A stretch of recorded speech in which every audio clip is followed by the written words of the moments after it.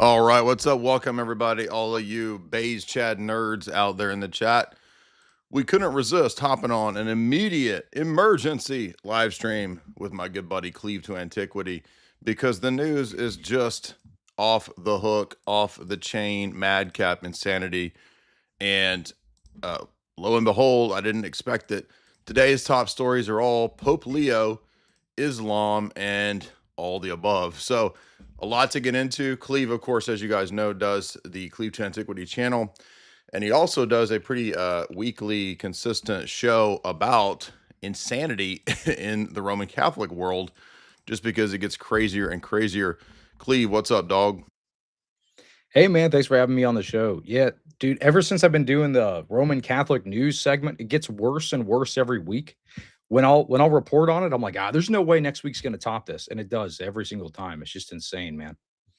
What did you think about before we get into the stories and what's happening right now? And I got a bunch of stuff, a bunch of stacks of stuff that we can get into. What did you think about what you saw? Let's see, Leo's thing, was it yesterday or today? The comment about um, Islam. Did it kick off yesterday or was that today? I'm kind of out of it. I don't know what's going on. Yeah, it was yesterday and today. So he made two separate comments. He made the one comment about that mosque being like, oh, this is like a beautiful place of worship. This is suitable for God. And then yesterday he made this statement about the communion between Christians and Muslims, which is insane. But he made a similar statement about Anglicans not that long ago when he said Anglicans share the same faith. We should just come into visible communion. So this has kind of been his line of rhetoric lately. Yeah, so it kicked off yesterday. So let's start with this first comment here.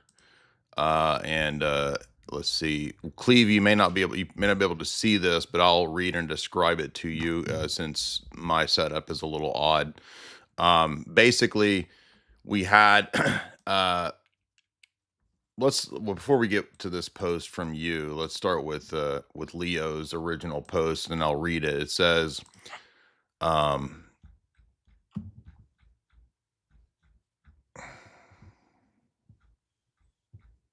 give me a second, scrolling down here. Okay. Leo says, communion between Christians and Muslims takes shape under the mantle of Our Lady of Africa. Here in Algeria, the maternal love of, I keep wanting to say La Llorona, La Maryam, gathers everyone as children within our rich diversity. In our shared aspiration of dignity, love, justice, and peace in a world where division and wars sow pain and death, living in unity and peace is a compelling sign. Now, first thing I want to comment here is that the choice of the word communion is not accidental. This expresses the teaching, as we know, on my channel that we've covered incessantly for many, many years, of Nostra Aetate 3 and Lumen Gentium 16, that there is a shared worship and adoration of the one true God between Muslims, Christians, and Jews, and that this worship includes, quote, the plan of salvation. Now, we know from Lofton's video that we played many times from some months back that the Vatican clarification makes it very explicit that what is meant in those documents is that salvation occurs in the religions through the work of the Holy Spirit. So the Holy Spirit uses the false religions, according to the Vatican clarification, to save people in those false religions. Now, we said this over and over and over for so many years. And as you guys know, last year we had the kerfluffle with Trent Doherty and everyone else going insane that no, it's actually the same referent and it's the same worship. Now, we pointed out that the word worship was being conflated with, in a lot of their argumentation, mental recognition or notional recognition or intentionality. That's not the same thing as worship. And this is why it's so crucial to highlight this, because from the Orthodox perspective, worship and communion are sacramental Eucharistic realities. They don't exist outside of and in some notional way, just a rational thought process. But natural theology does consider the recognition of God to kind of be a notional, rational sort of thing. And thus you could be ambiguous about the terminology. I don't think he's being ambiguous. And we're going to look at some other examples of non-ambiguous terminology that the Vatican, I caught, and I wasn't the first apparently to do this, but I did catch the Vatican revising some of the older, more embarrassing statements. We're going to look at that in a minute. But Cleve, what is your first thought about the kicking off of the kerfluffle statement the last 2 days that the communion exists between Christians and Muslims on the topic of Mary? Of course, my comment was there's no such thing as communion between Christians and Muslims. It's like saying that there's communion with the Arians, communion with the Eunomians, communion with the Mormons. Now, one of the Roman Catholic copes was, oh, he's just talking about the shared attitude that Christians and Muslims have to the Virgin Mary. The Eunomians, the Arians, many false anti-Trinitarian sects believe that Mary was a virgin. That has nothing to do with communion, and having a similar view on this or that theological topic does not equate to communion. Cleve, what are your thoughts? Yeah, I mean, I think this is intentional. I don't think it seems like a lot of Roman Catholics will look at these kinds of statements and say, "Oh, they just don't know what they're talking about. He's just misspoke or something." That's simply not the case. This is consistent language that he's been repeating. If anybody watches the Catholic news show, we cover these types of statements time and time and time again from Pope Leo. This isn't anything new. I'm trying to find the initial article in which he said, I'll just paraphrase whatever he cited, whatever he said about the Anglican communion, but he basically said, we are one faith. Let's come together and make this visible. So it almost seems like he's pushing this kind of like, well, we're invisibly one faith. So all you need to do is just kind of make it formal. We'll make this thing happen. But it seems like that is kind of what he's pushing for lately. I'd like to reiterate as well that this is not new or novel in the sense of Francis or Leo being some sort of pioneer. When I was a trad cat back in the 2000s, I became a trad cat in around 2004, started going to the Latin Mass, and we had to deal with a lot of these sort of foibles and scandals and bizarre statements that John Paul II was making back in the early 2000s. So I want to be very clear. This is not, I'm not new to this. Okay. I was dealing with the problematic statements of the Vatican when I converted back in 2003 and tried to make sense of it becoming a trad cat going to the Latin Mass. And for many years, I tried the whole, recognize and resist position of the SSPX. The reason I say all that is back then, there were very bizarre statements and actions from John Paul II. And it's more forceful, I think, to look at John Paul II because he's considered a saint pope, right? So that's a little more authority even than just being the supposed successor to Peter. It's an actual, sanctity that comes along with it because, supposedly he was some sort of, holy man. But I mean, John Paul II did so many just crazy level actions beyond even perhaps what the most recent popes have done. For example, he received the tilak, which was a pagan blessing in a giant ceremony. He allowed a nude African woman to read the Gospels during the Mass. He allowed for the Mass of Assisi gatherings where all the world religions came to the Assisi prayer meetings in 1986, and then there was a successor part two where they did the exact same stuff again. And at these Assisi prayer meetings, all the world religions prayed for world peace, including Vodun, including Muslims, and they would even covered the offensive things within the Assisi Cathedral, like the crucifix or the cross, to not upset the other world religions in their presence. Now, John Paul II also prayed inside of synagogues. He was the first pope to ever do that, as far as I'm aware. This was a huge sort of shocking thing to the Christian world. No pope had ever prayed in a synagogue and gone through liturgical texts together with the rabbis. That's significant because the early canons of the first 1,000 years explicitly forbid any priest or bishop from entering and praying in synagogues and other schismatic heretical sects because it leads to excommunication. So that is where John Paul was coming from. But John Paul is also known as being the Pope who reconciled with Judaism. There's an entire book on this that a woman wrote that we've talked about many times. And it's called The Hidden Pope, The Untold Story of the Changing Relationship Between Catholics and Jews, between John Paul II and Jerzy Kluger.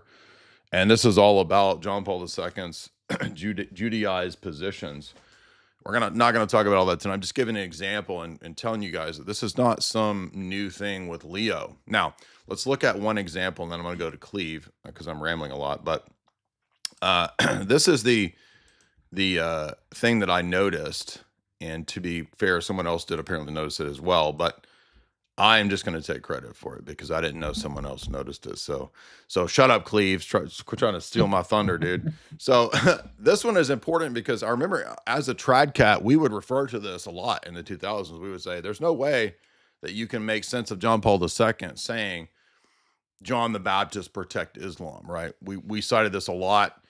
Of course, we all probably know about John Paul II famously kissing the Quran, right? Which is, again, another huge scandal. But this is part and parcel with John Paul II's ecumenist, syncretist style worldview, where he's just following what Nostra Aetate 3 and Lumen Gentium 16 say clear as day, right? And this shows against all the trad cats and the Roman Catholic copers that the interpretation that we had is correct. The Vatican is interpreting and acting on the interpretation the same way that we say Vatican II is supposed to be interpreted. So all the trad cats and the recognize and resist and all the hermeneutical continuity people, they're not interpreting it the way the post-Vatican II papacy is interpreting it and acting upon it. So you have to understand, it's not just a theoretical interpretation. The ritual liturgical actions are more damaging than just the interpretation, because they signify to the world that the papacy now is in league with Islam and Judaism. They're building giant, Abu Dhabi faith centers that recognize them all three as valid monotheistic, quote unquote, paths. So when John Paul II says in his prayer at Jordan in the Middle East in the year 2000, may Saint John the Baptist protect Islam and all the people of Jordan and all who participated in this celebration, a memorable celebration, and thanks to you all. Now, somebody who was very perceptive pointed out that this is not a mere grammatical correction, which I'm sure some Roman Catholic popery person will try to say, because, and this is, as you can see, this is my screenshot of this from just last year. So I screenshotted this when I was arguing with Trent Doherty and all those goobers in 2025. And here you can see my first screenshot, June 19th, 2025. And then we come over here. Here's the present day Vatican's revision of this. And they still did not correct the misspelling of the word participated. So if they were doing a grammar correction, they didn't correct the most obvious word that's misspelled, participated. May Saint John the Baptist protect this land. Boom. Look at that. The masters of medieval forgery are back at it. The Vatican is falling into its old tendencies to forge things when they have revised this public document that's been there for 25 years online, probably went up in the year 2000. I've been referring to this when I was a trad cat back in 2004 when I first saw it. Cleave, what's your take? Yeah, I mean, I think we see a lot of different examples of this. It's interesting that you bring up Pope John Paul II, because that's exactly who Leo cited in his statement to the Anglicans, saying that they have the same faith. So he's kind of the pioneer of this type of rhetoric. It's only getting amplified. And I mean, today we're seeing articles from Catholic news sources where they're taking cues from like Hinduism and things like this. There was something over Lent. There was an article from U.S. Catholic that says, what can the Hindu devotion to Shiva teach us about Lent? Like, this is the type of rhetoric that we're seeing from Catholic sources today. And I remember, because you bring up Michael Lofton about the whole this is like a pagan sacramental, they could be saved in these like other religions or whatever. I remember when a lot of the Roman Catholic apologists were really pushing back on Lofton's rhetoric. But if you pull up Denzinger, this is exactly what it says. This is exactly what they have put into their dogma, that they can be saved in these other religions. based off of the merits of those religions. It's not because they have little ounces of truth. It's based off of the merits of those religions. It's a ridiculous statement. But Lofton was being accurate to the teaching when he put those videos out. He got a bunch of Yeah. pushback for it. Let me see if I can find that Lofton video, and I played it many times. It's not very long. We want to look at that because, and by the way, I'm not trying to be a persnickety person, but I don't think that it's in Denzinger, because Denzinger stops at Pius XII, but it would be in the post-Vatican II dogmatic definitions like Nostra Aetate and the documents of Vatican II, and it's in the Catholic Catechism. So so that is the way that the post-Vatican II documents read it, unless you're referring to something in Denzinger that I'm just not thinking of. It's in the Lofton video. If you play it, he'll say where he cites it from. Okay, let's see.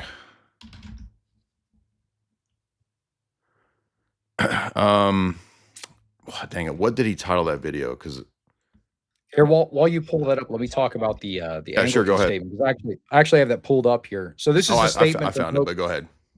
This is the statement from Pope Leo to the Anglicans. He says, "We share the same faith in the one and only God. We confess together one Lord and true Son of God, Jesus Christ, and the one Holy Spirit who inspires us and impels us all towards full unity in the common witness to the gospel.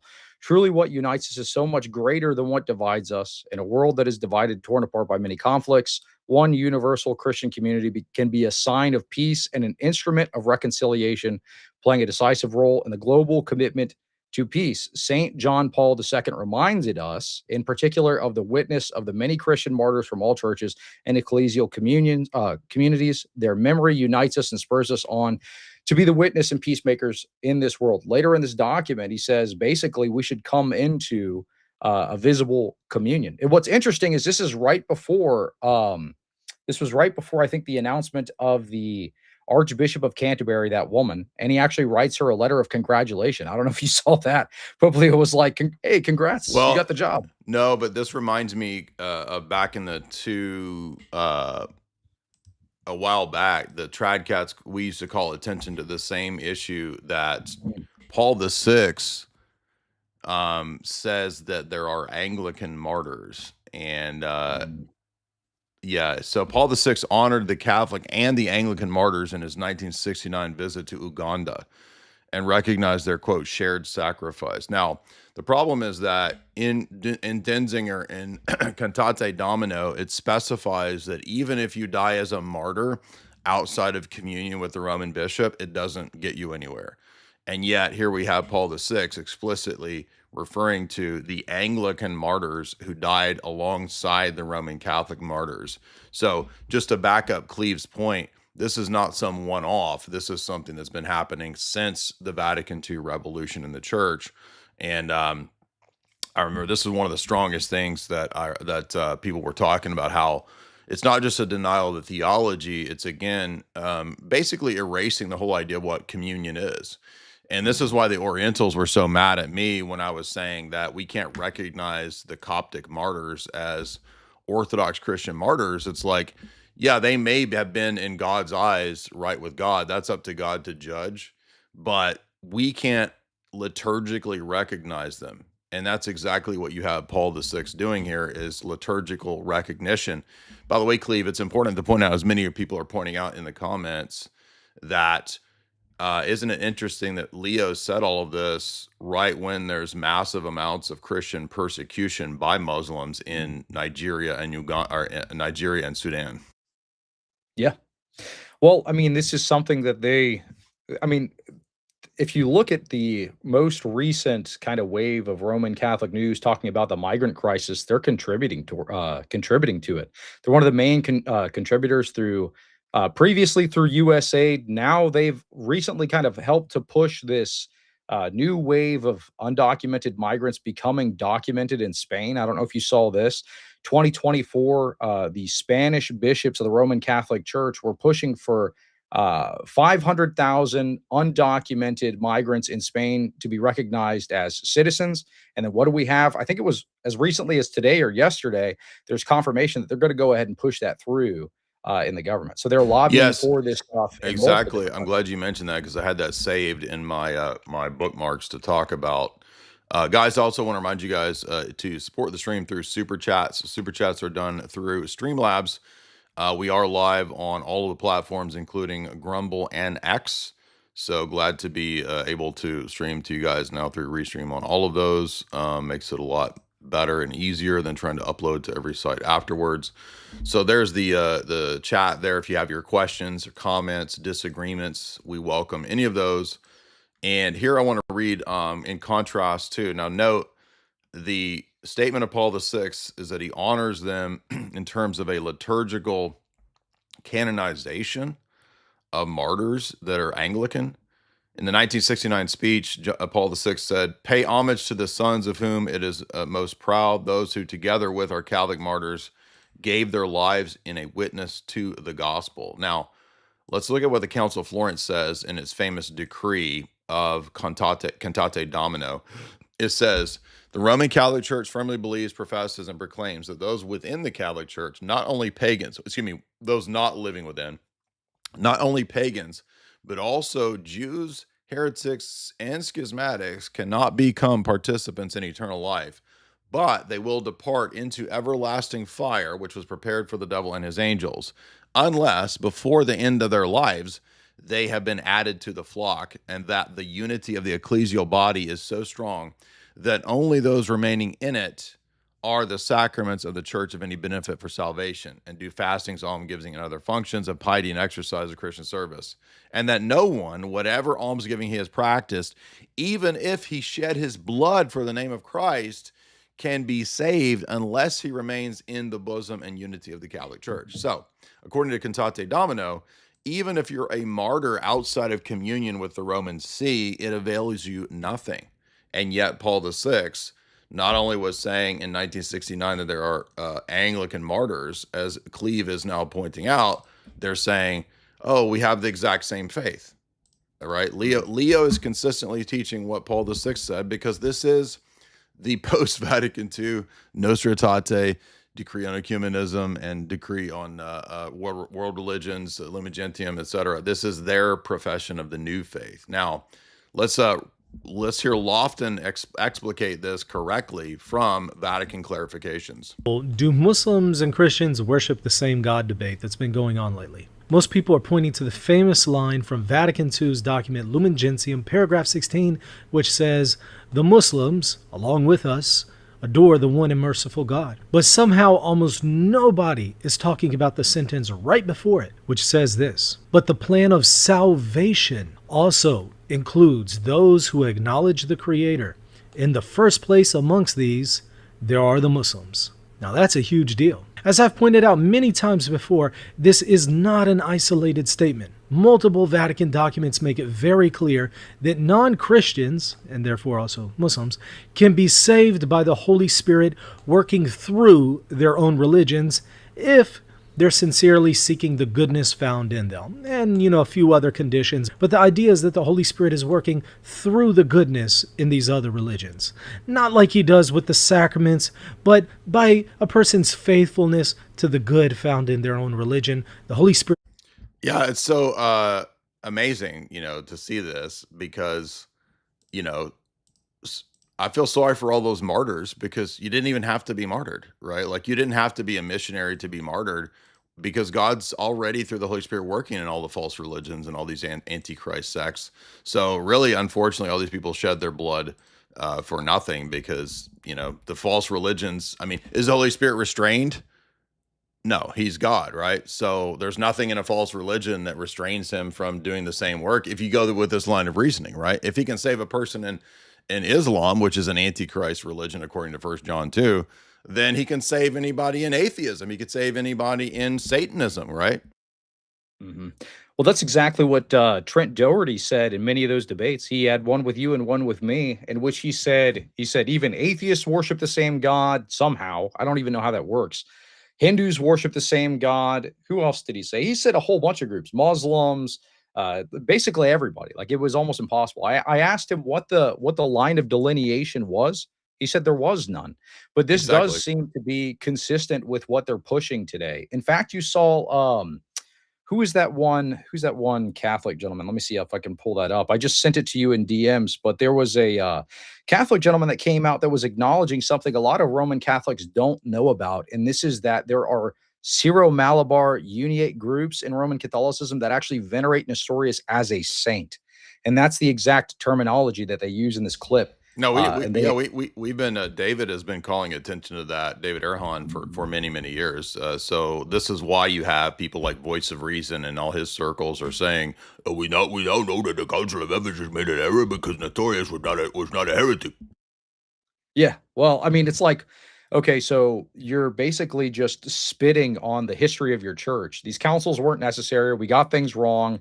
Now he's going back and saying, well, you know what? We shouldn't have really waged all those wars. Well, we really shouldn't have done the Crusades. God doesn't answer the prayers of people who go to war, these types of things.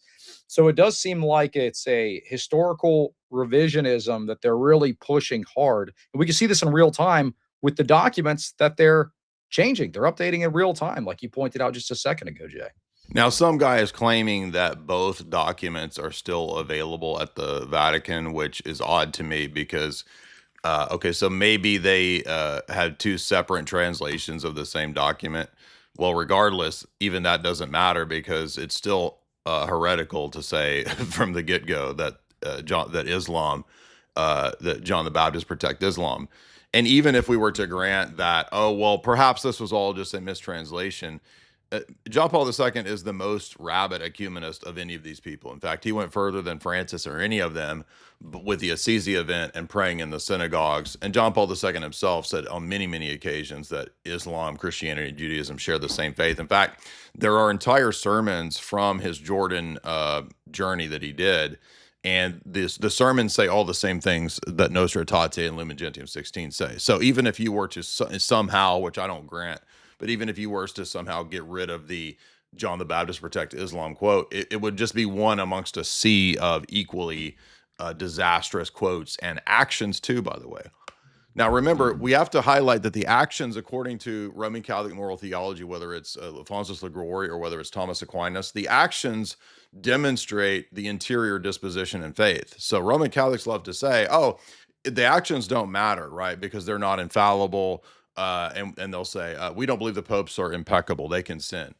No. Actions of faith or actions that demonstrate the faith are also dogmatic in the sense that if the Pope, for example, prayed at the tomb of Muhammad, this is Aquinas' own example, then he would be an apostate. So in that sense, it's, quote, dogmatic in that it's a denial of a dogma. I'm not saying he's binding people to his prayer at the tomb of Muhammad or praying towards Mecca.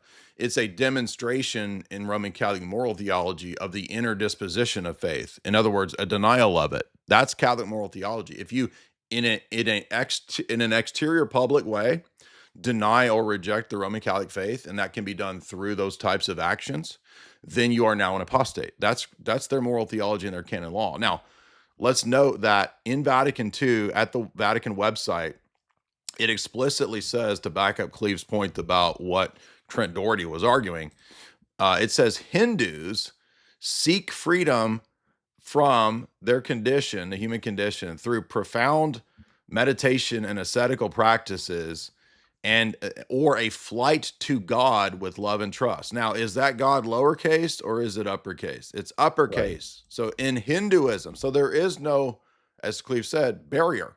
There's no cutoff between, oh, it's just the monotheistic religions, right? We hear the Roman Catholics who try to explain this away. Well, it's just the monotheistic religions, right? Muslims, Christians, Jews all believe in one God.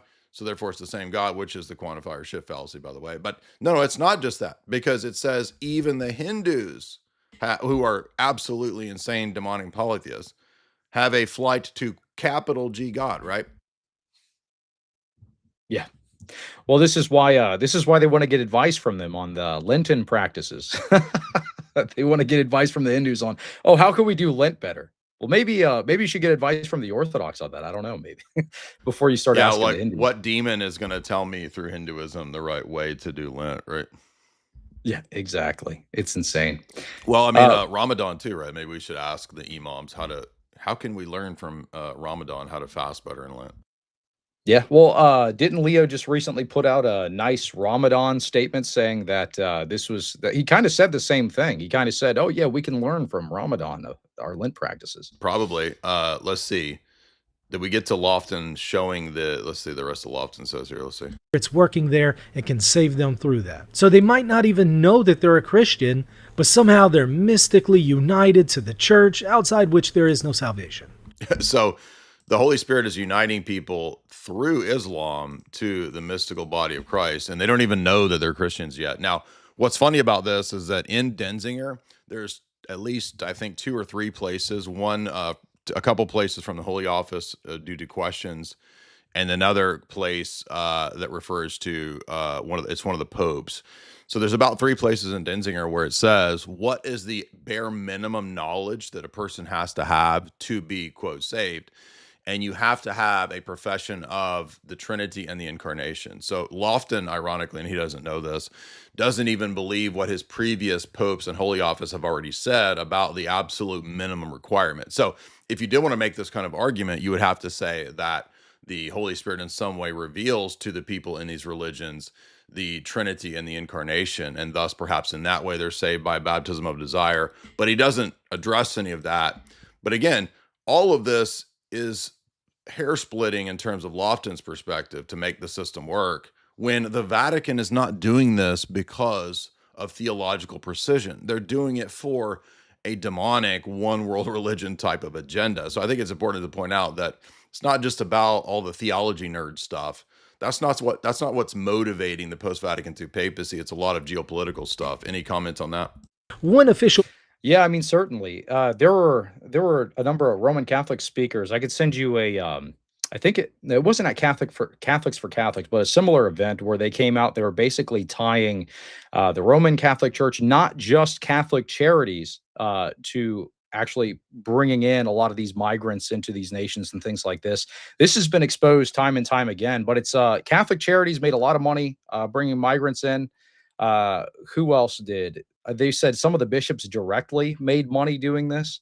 If you were to look at the Epstein files, I know you covered this already, but Catholic charities actually received large grants from Epstein as well. I mean, it's just a very corrupt institution that is basically involved in human trafficking and on almost every level. I actually sent you that quote there from Leo on Ramadan. He basically said equates Ramadan and Lent. So he actually did do that. So I have I understand the mind of Leo quite well then, because I didn't know he said that. But let me see. Okay, so yeah, let me pull this up for you guys here. Thank you, appreciate that, Cleave. I missed this one here. All right, so let's put this in the chat here, or on the screen. Vatican equates Ramadan and Lent in their interreligious dialogue message. And the LifeSite article says, Dicastery for Interreligious Dialogue expresses hope that through the shared season of Ramadan and Lent, it can be a catalyst for a redeemed world. How are we, renewed world? How are we renewing the world with people that have an absolutely Antichrist perspective? Now, that reminds me of the Trent Doherty argument, which was clipped into a short. I forgot that I said, Trent, Jake the Muslim metaphysician used to be a Roman Catholic and acknowledged the Trinity and the Incarnation, at least verbally and at least notionally. Are you telling me that when he explicitly rejects the Trinity and the deity of Christ and the idea of God the Father, because remember, Muslims don't believe that Allah is a father, you're telling me that he still worships the triune God or God the Father? Yes. So even if you explicitly reject God and you go into Islam, because Muslims have to explicitly reject the Trinity, right? You still worship God the Father, apparently, according to these absolute loons. And I just want to show you how far removed this is from the language of Scripture, where you have in 1 John 2, who is a liar but he that denies that Jesus is the Messiah? He is Antichrist that denieth Father and Son. So if you deny the Son, you do not have the Father. And all of this is premised on the denial of the deity and messiahship of the Son. Now, people might be playing word games and say, Muslims technically believe Jesus is a Messiah. They do not believe that he is the Messiah, the Son of God, come to save the world from their sins. So, as we often point out, in Islam, the term Messiah has no meaning, right? Because it's a Hebrew term, anointed one, the Moshiach, that has no significance theologically in Islam. They just see him as a human prophet. Okay, so to them, the word Messiah is essentially meaningless. For us, it means the second person of the Trinity. So that shows you that Islam is Antichrist because they reject the person of the Son. And by the way, every Orthodox saint and church father from the time of John Damascus into the Middle Ages calls Islam Antichrist, including Yes. St. Gregory Palamas. There was a good thread that Luigi shared a little while ago, I think maybe a year ago, that went through multiple different church father citations saying that Muslims basically don't worship the same God, that Jews don't worship the same God. And oftentimes when you have these discussions, they'll try to equate the two. They'll say, "Oh, but what about Jews? Jews worship the same God as Christians." But you have multiple different church fathers, even John Chrysostom, that's saying since they reject Jesus Christ, no, they actually don't. They don't worship God in their synagogue. They worship Satan. And this is actually what the scripture teaches as well. I sent you that one video Yeah, I'm of getting the Catholic charities bit, but yeah, I mean, this is something that I don't understand why the Roman Catholics aren't able to get this. It's like I had a conversation with a Muslim one time on the show, and I was like, "Well, hey, if we were to go back in time to the crucifixion, and I were to point up at the guy on the cross and say, 'Hey, is that your God?' Would you say yes?" He's like, "Oh, well, I guess no." Okay, well then we don't worship the same God because Exactly. Jesus Christ is my God. It's as simple as that. And again, remember, they equivocate on the word worship, right? Because to worship God, the biblical God, has always required an altar and some sort of sacrificial offering. That's how God's worship is always conducted. So, if Islam has no concept of an altar or sacrifice, then clearly just the word worship doesn't mean the same thing between us. They don't worship because they don't have an altar, right? This is a very basic point I made in debating with Daniel Hakikachu in showing the discontinuity between the religion of the Old Testament and the religion of Islam, right? The religion of the Old Testament always has an altar and a sacrifice. Islam is specifically predicated on the idea that there's no such thing as altars and sacrifices, right? So this is an easy way to demonstrate that Muslims do not have continuity with the Old Testament and we do. And that's very relevant too, because these people that we're talking about, whether it's Trent Doherty, whether it's Tim Gordon, whether it's whoever else amongst these goobers was defending this idea, they've never debated Muslims, as far as I'm Right. aware. I've been debating Muslims since 2018, most of the top ones. And what I've learned from that is that there's no continuity between the Old Testament and Islam. But if you were to adopt Trent Horn, that's right. So if you were to adopt the natural theology premise, you would be at a huge disadvantage to trying to prove your version of Christianity against Islam, when Islam is going to argue, well, hey, your Pope and your Vatican II documents say that we worship the same God. Therefore, you would be essentially conceding that the Old Testament God is a Unitarian deity. And what did Trent Right. Horn argue? What did Trent Horn argue to me? The Old Testament doesn't teach the Trinity. Abraham worshipped a generic unity, because Trent Horn is following Vatican II. And they're not consistent because they all don't like what Leo is saying, right? Mhm. But let's read real quick here, and then I'll go to you, Cleave, to remind you guys what Vatican II actually says about Muslims in both Nostra Aetate 3 and Lumen Gentium 16. Nostra Aetate 3 says, the church regards with esteem the Muslims. They adore the one God. Adoration is a term of worship. Living and subsisting in himself, merciful and all-powerful, the creator of heaven and earth, who has spoken to men.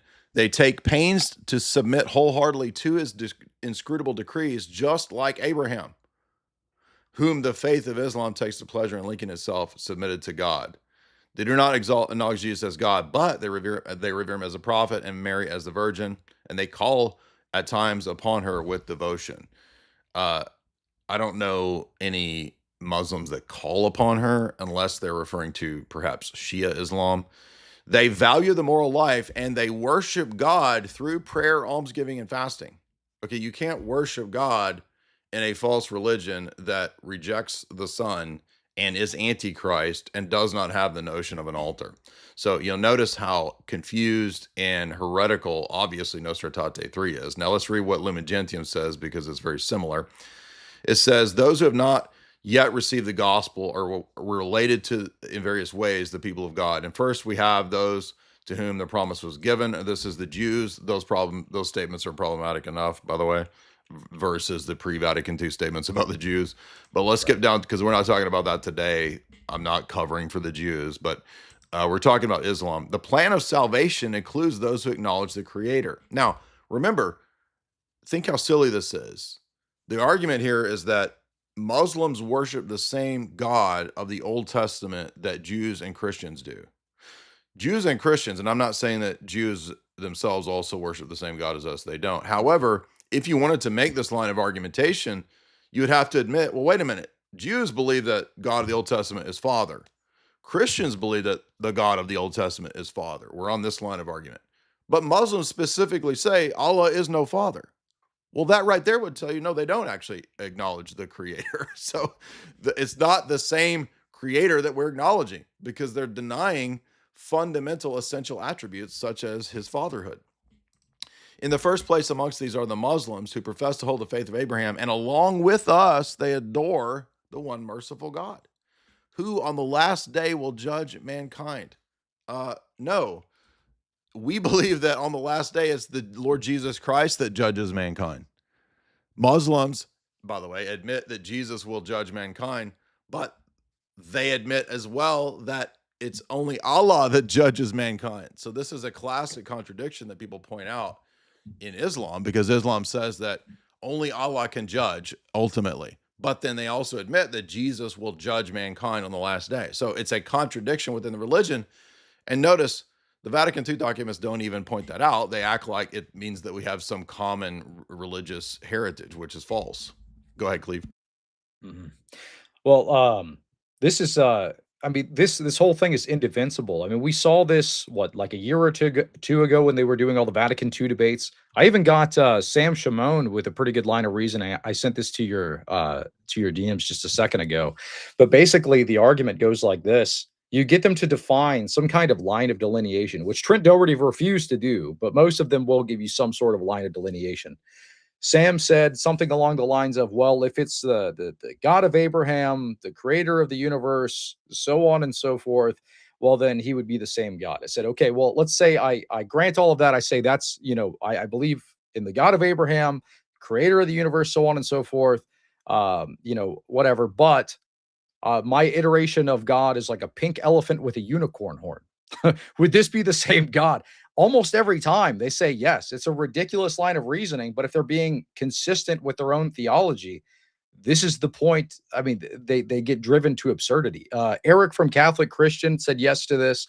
Sam Shimon said yes to this. I believe even Trent Doherty, even though later on he said there is no line of delineation, said yes to this in our debate. It's just a ridiculous premise that they're forced to accept. Another thing that I would ask them would be, well, if you're comfortable saying that Muslims and Christians have the same God, would you be comfortable saying that Catholics worship the God of Islam?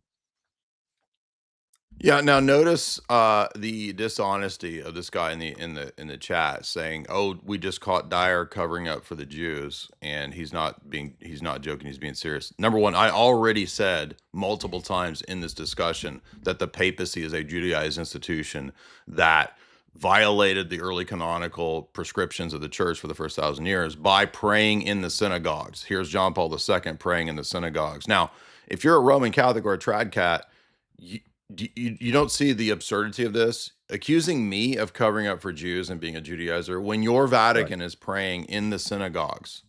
And we just covered and mentioned the Darcy O'Brien book about the untold story of the relationship of John Paul II with Jerzy Kluger, which revolutionized Roman Catholicism and Judaism wholesale, right? Now, I've talked about this incessantly for 10 years, and all you Roman Catholics have is to lie about me and call me a Jewish agent and a Judaizer. You guys are so dishonest and absolutely lying when your own papacy is the one that has gone back on its own teachings. For example, the perfidious Jews, quote unquote, statement of the Good Friday prayers in the Latin Mass.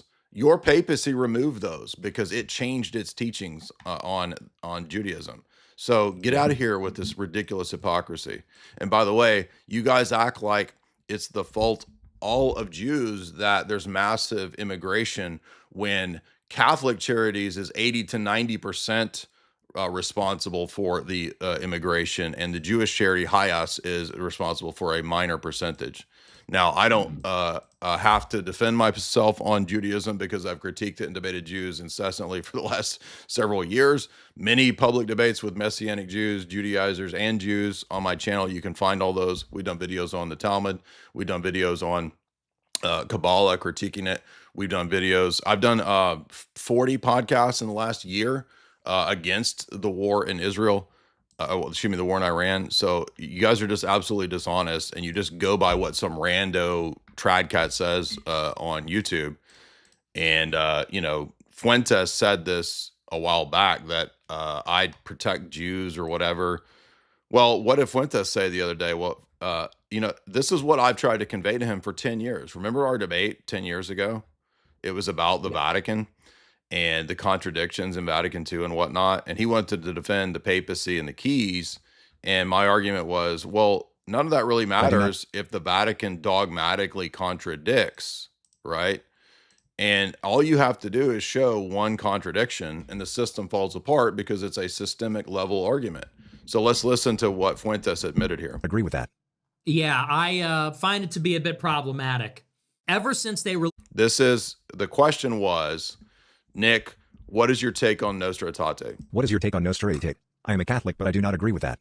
Yeah, I find it to be a bit problematic. Ever since they released Nostra Aetate, I believe they put something out like every decade since, correcting it. You had Nostra Aetate. No, there's no corrections.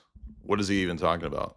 There's no corrections. In fact, as Lofton shows in his video, the clarifications are even worse than what they want to try to salvage it as.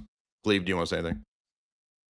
Yeah, I mean, I think it's ridiculous for Roman Catholics to try to push back against any Orthodox saying that we support any kind of like Judaism, Zionism, all this kind of stuff, when their own institution, Bishop Barron came out and was supporting dual covenant theology not that long ago on a show with Ben Shapiro.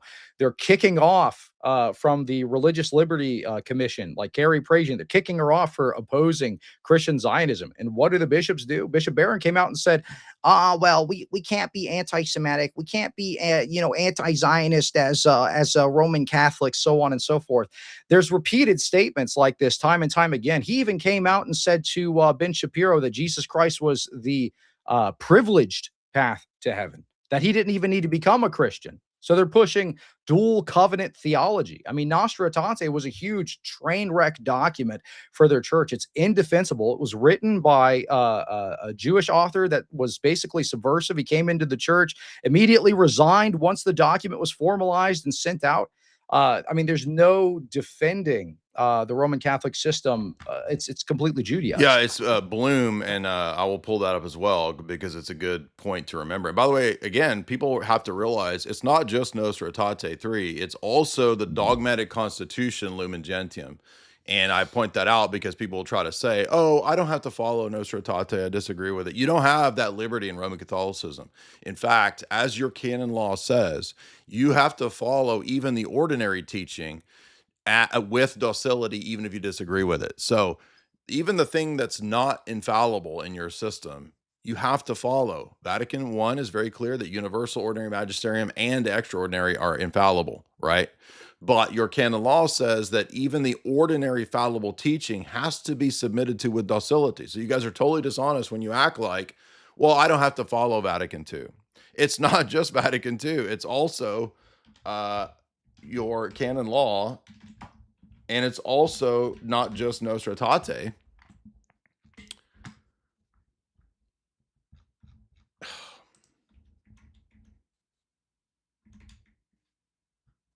Okay, and I wanted to add to this, Cleave. I don't know if you're aware of this, but do you know about the 2003 Catholic Conference of Bishops Reflections on Covenant and Mission document?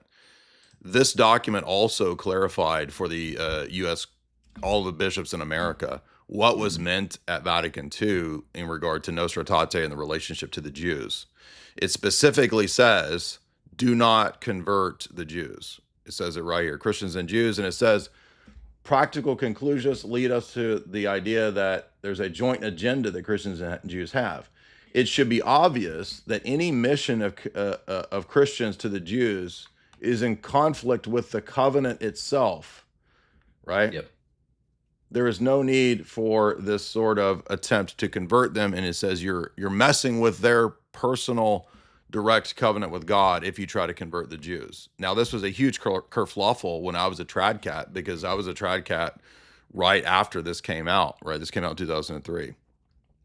Now, remember, Pope Francis said a very similar thing about the world religions, right? Because remember, it says in Lumen Gentium 16 and Nostra Aetate 3 that the world religions are paths to God. And then we had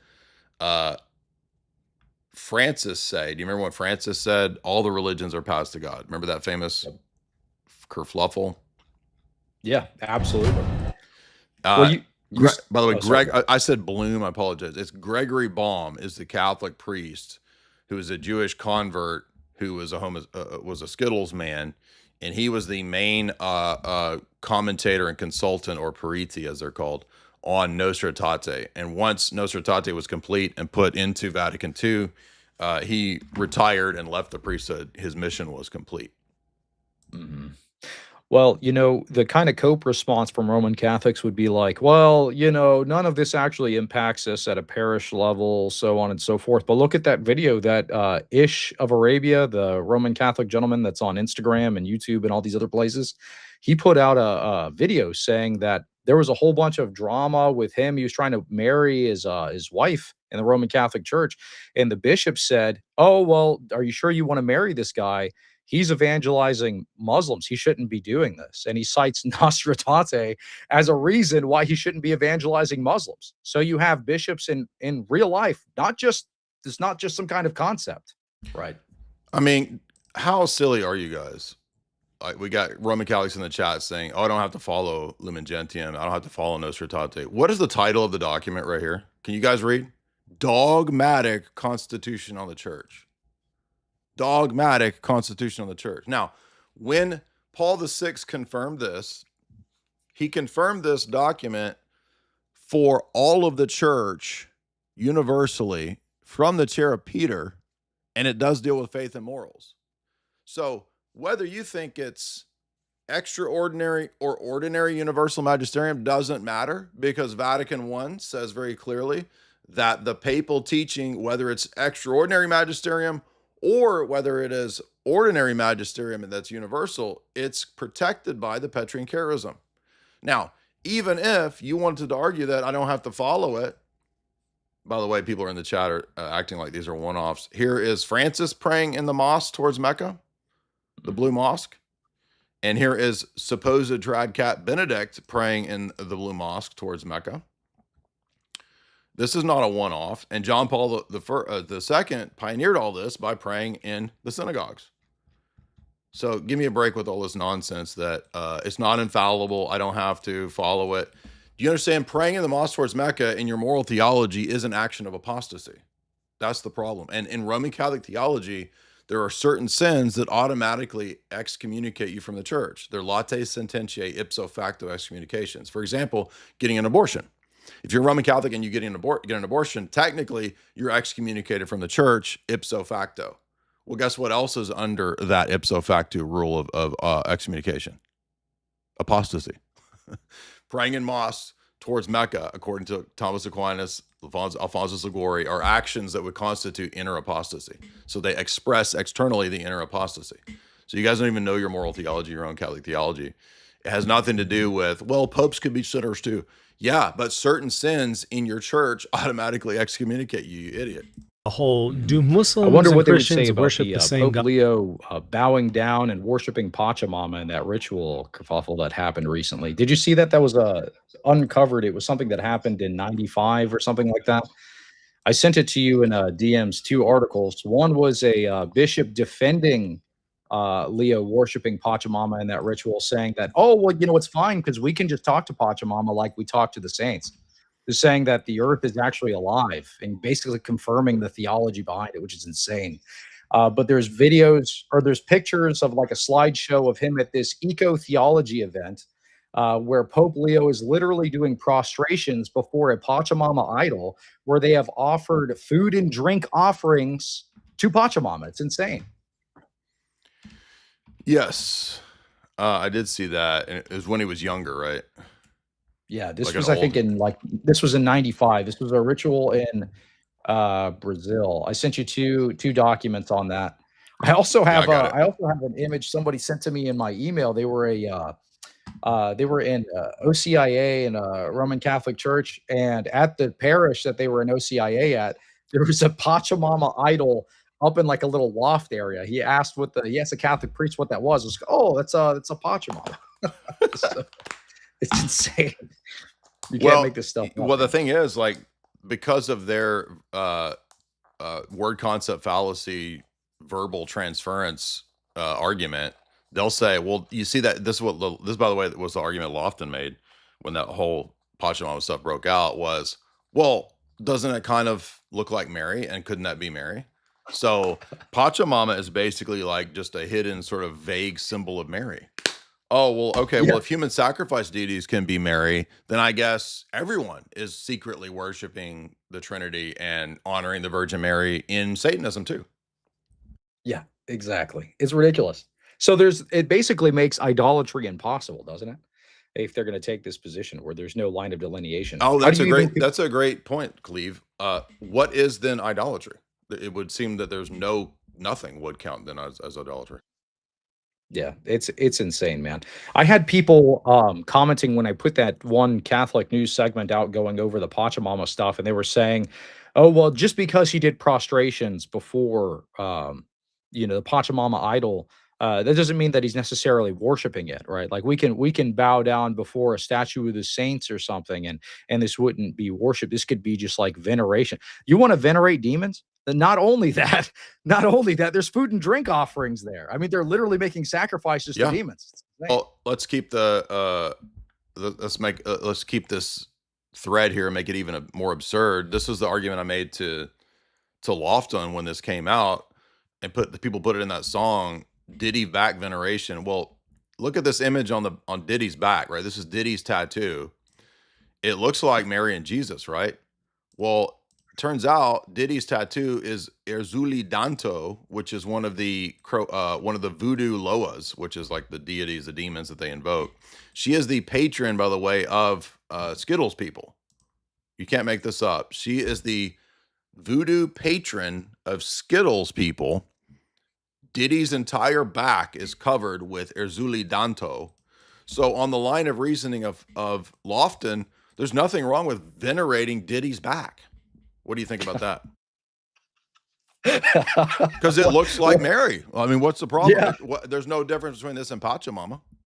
Yeah, well, that was something like what that Catholic guy in OCIA said. He's like, oh well, this is like Pachamama, but this doubles as Our Lady as of whatever, because they look kind of similar. So we just do both. Yeah, and not to be a persnickety person, but it's RCIA. I do like OCIA though. That sounds funny, but it's RCIA, Ritual for Christian Initiation of Adults. Because I went through Didn't they update it recently to OCIA? Oh, I don't know. Is that thought what they it changed is? the name. I mean, Yeah, I thought they changed the name to OCIA. Well, that makes it- RCIA, I think, used to be the name. Oh, interesting. Well, Cleave's ahead of me then. I don't know. Let's see.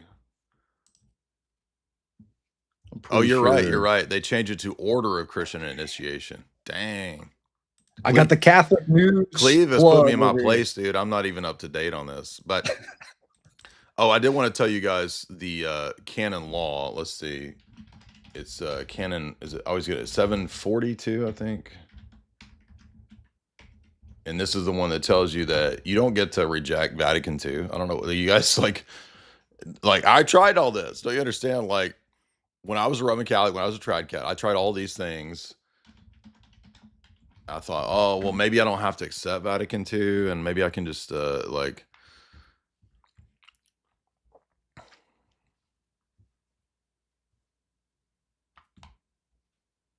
Okay, no, it's not. Maybe it's 752. Yeah, this is it. Okay, so your canon law says, although not an assent of faith, religious submission of intellect and will must be given to doctrines which the Supreme Pontiff or the College of Bishops declares concerning faith and morals when they exercise authentic magisterium, even if it's not intended to be proclaimed definitively. Therefore, Christian faithful are to take care to avoid those things which do not agree with it. So you do not have the freedom in this system to reject even the things that you think are fallible. And let's set aside for a moment that we don't actually know clearly what things are and aren't infallible. Even if we did, the things that are fallible, even if you argued that Vatican II, which it's not, even if you could prove somehow, well, Vatican II is not binding and it's not infallible in an ex cathedra way, oh, do you get the right to reject the ordinary teaching? No, you don't. So you all just are being dishonest with the system. And I know because I used to be in this system. Now, why are we talking about this so much? Because the entire Twitter today is about this. And Cleave, I don't want to, I keep yapping a lot, but feel free to say something. Did you want to interject? Oh man, I was just gonna say it seems like a lot of Roman Catholics will try to hide in the Eastern Catholic churches or something. They feel like this gives them some sort of shield because it used to be it was the TLM, right? Then they would go and they would hide off in the TLM. But then you have stories like the guy Nick Cavazos. He was a trad cat, still is now, but he's kind of like wavering on that. He put that video out that was like, well, we had a TLM service. It was in a cathedral. Then they moved us to a parish, and then they moved us to a fellowship hall. And then we were stuck in that fellowship hall for 3 years. They were persecuting us. They wanted to push us out. And this is the experience of the people that are going for the TLM because they're trying to run away from the Novus Ordo. Well, now that's no longer really an option. So now you've got the quote unquote Eastern Catholic bizlarper churches that they're going to, and they're like, well, we have our own codes of canon law. It's a little less insane than we have in the Novus Ordo. Maybe you won't have oversight from people who say you literally can't evangelize Muslims and these types of things. Well, you know what? They're making changes to the Eastern Catholic churches. I don't know if you heard about this, but they're going to be updating their code of canon law. And they, I just sent this to you in a DM as well. But they put a cardinal over this change that is associated with Skittles adult activities. He was caught in this. He's associated with Freemasons. And now he's basically put in charge of campaigning for synodal canonical law changes in the Eastern Catholic churches. So good luck to you guys. I hope this drives them towards orthodoxy because there's really going to be nowhere left to hide for them. Exactly. And I mean, this is in the filth had a great comment there in the chat. He said, what's amazing about this is it's crazy how many Catholics have actually turned out to show their position to just be straight up sedevacantists, even though they don't identify as sedevacantists. Like half of the Roman Catholic world doesn't even care what the Pope says and rejects it. Yeah, that's the practice of the Roman Catholic Church. Is in praxis, half of them are just sedevacantists and ignore Rome, while the other half spend all their time coping about it, right? Now, I want to point out that you don't get the right to reject the papacy or the Roman Catholic position or the idea that the Vatican has apostatized in the last several decades or whatever type of position you want to mention. And even Dasha was admitting that she had this phase where she was considering sedevacantism. And I was like, you were on the right track. This is pointing you to orthodoxy because I was sedevacantist, and sedevacantism leads you to the position ultimately of, well, actually Rome has failed. Now, why is that a problem? Well, let's look at Vatican I, and it says right here in the dogmatic constitution on the church and the papacy, it says that the Son of God, the Redeemer of the human race, Lord Jesus Christ, promised that when he was about to return to his heavenly Father, that he would be with his church militant, that's the church on earth, even until the end of the world. Okay, so we have a promise of perpetuity of the church militant with the presence of Christ till the end of the world. And then it says that about the Roman See,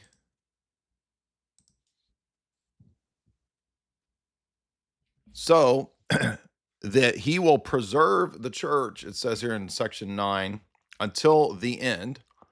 And then it says he endowed this institution to the end of the world is talking about here, with this same constitution of unwavering faith, right here in section 10.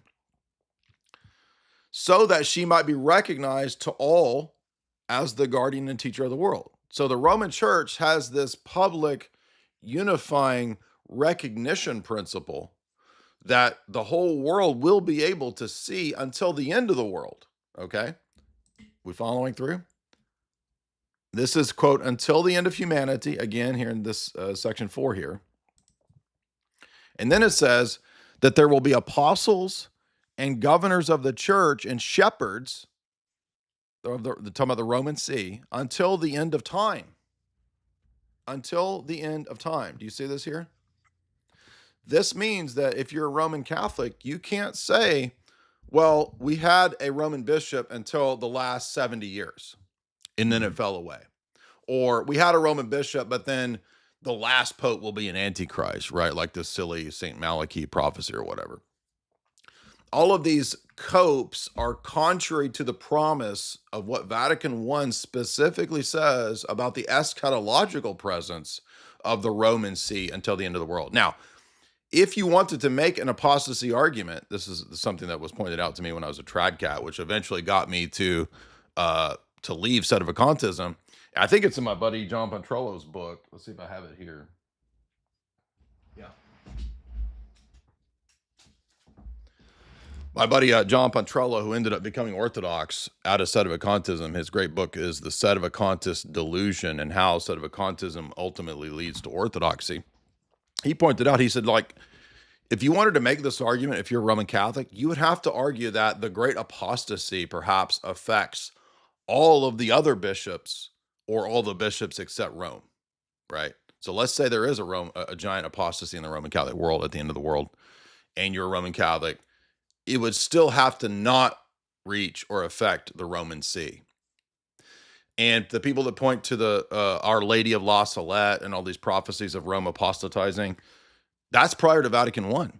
And Vatican I is a magisterial teaching that trumps any Marian revelation or apparition. So it doesn't matter that Our Lady of La Salette said that there would be no papacy at the end of the world, because Vatican I says there will be shepherds in Rome that are valid who preserve that public ministry of unity and guardianship and infallibility until the end of time. Okay, well, I'm pretty sure that time hasn't ended yet. So no, you can't argue that there's no papacy for the last 70 years or that this last pope, I mean, that wouldn't even be a consistent position anyway. Like if you wanted to say that, oh, the last pope will be the one that's an apostate. Well, the last pope would just simply be doing all the same things that the post-Vatican II popes are doing. So if you want to be Seda, you got to say that everybody post-Vatican II is now invalid. The seat has been vacant for 70 years. And guess what the problem that leads to? There can never be another pope, because all of the cardinals who would elect the next pope are now also apostates. So they have also lost their office. So there is no out with sedevacantism here. And I'm saying this because as Phil pointed out in the chat, like they're all thinking that, well, I can just kind of privately be like a Seda and I just don't care what Rome is up to. You don't get the liberty to not care what Rome is up to in the Roman Catholic system. Cleave. Mm-hmm. Yeah, that was something that Trent Horn was kind of pushing. Like, you can reject Vatican II privately as long as you don't admit it publicly. You can reject it privately, and then it's not mortal. It's not a mortal sin. Basically, it's something that he said in his video, which is insane.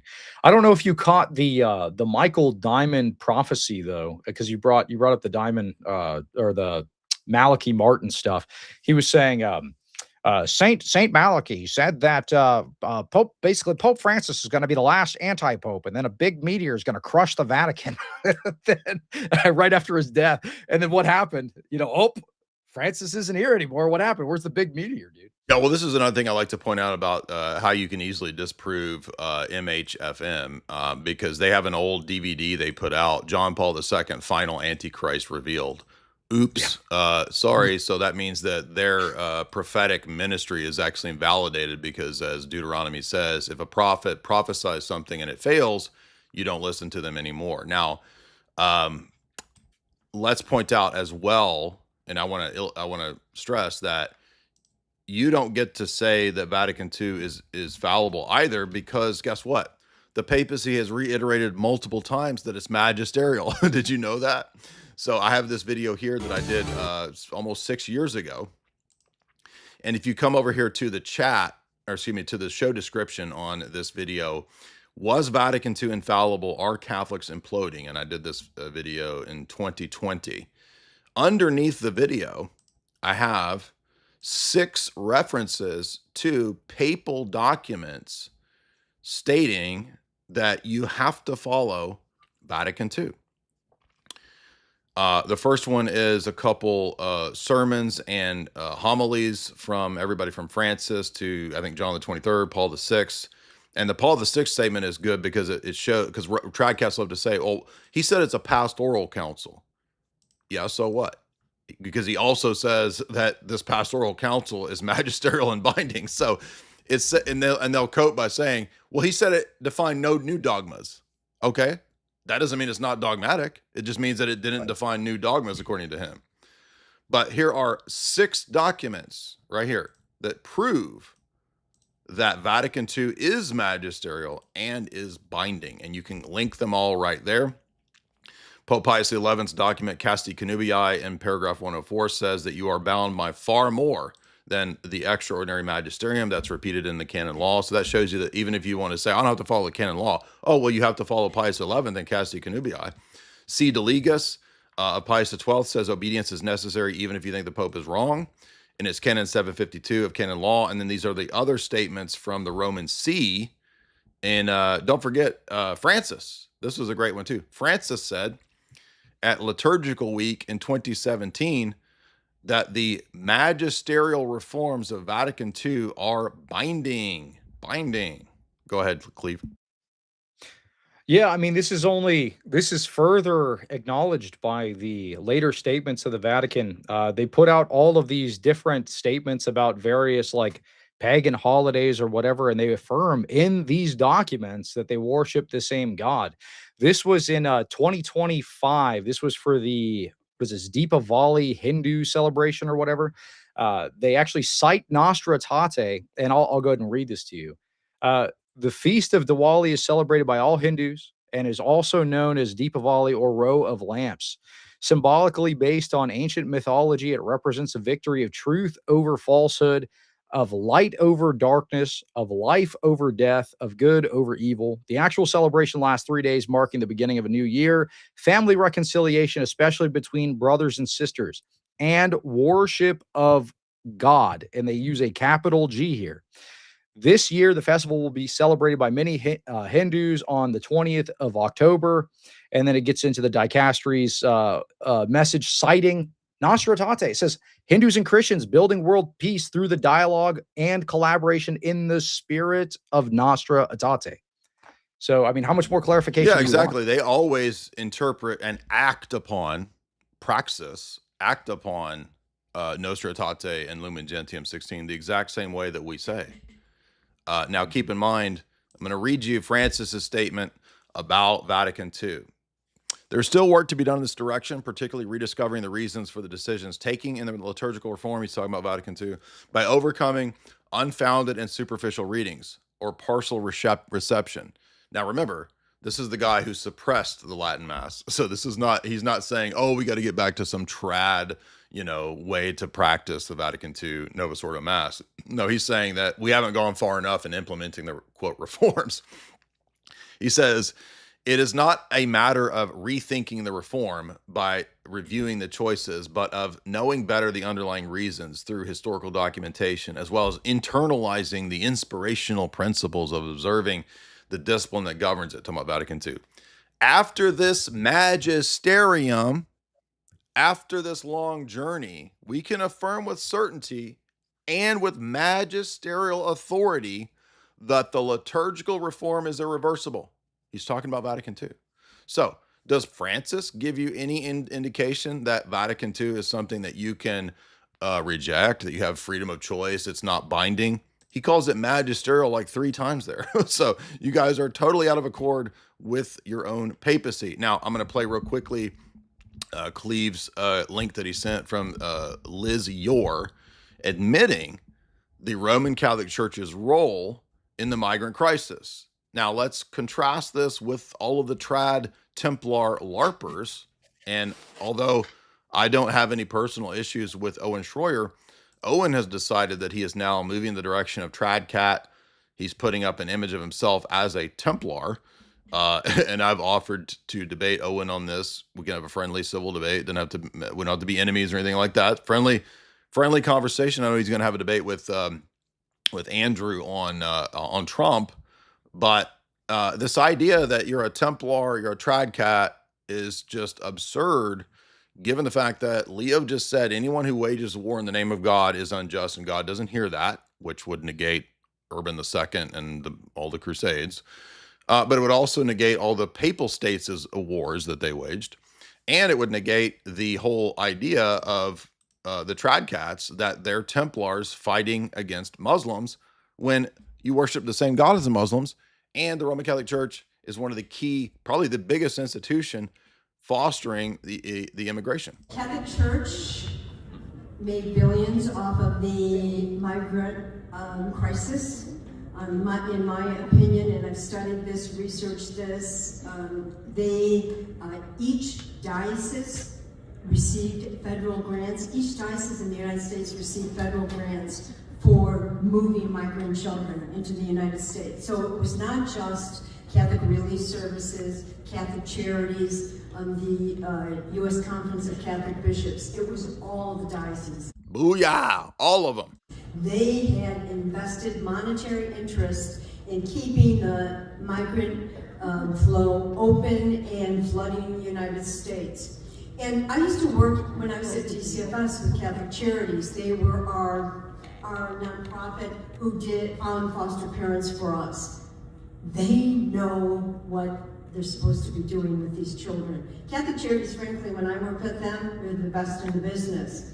But in order to place a child with a foster parent, and this foster parent and sponsor of this same job, they had to go through 6 weeks of training, multiple background checks, multiple FBI criminal checks, inspections of their homes, all sorts of referrals and references. All right, you guys get the idea. And this is, again, I think illustrating the point that I often make, that the Vatican is essentially an organized crime outfit. That's what I liken it to, and that's the best way to understand it, because it brings in all the other geopolitical problems without giving the impression that I, quote, hate all Roman Catholics. Some Catholic guys messaging me, I know you hate Roman Catholics, but doesn't this prove sedevacantism? Some guy messaging me today. I don't hate Roman Catholics. I love Tim Gordon. I love the people. I think the Vatican and the institutional structure is very compromised, and that's what I don't like. Cleave, I'm sorry. I feel like I'm yapping too much. Say whatever's on your mind. No, I mean, you're exactly right. Catholic Charities is a highly corrupt institution, and people will often come back and say something along the lines of, "Well, Catholic Charities isn't actually ran by the Vatican." That's a complete lie. Yeah, that is a complete open lie. They have Vatican. They are absolutely run by the Vatican. They're given an approval by the Pope to do what they do, and what they do is human trafficking. And not only do they do the human trafficking stuff, but they're also pushing Skittles stuff. I don't know if you saw this recently. Catholic Charities put out a Skittles. What was this? This was a Skittles event during Holy Week. I mean, this just happened.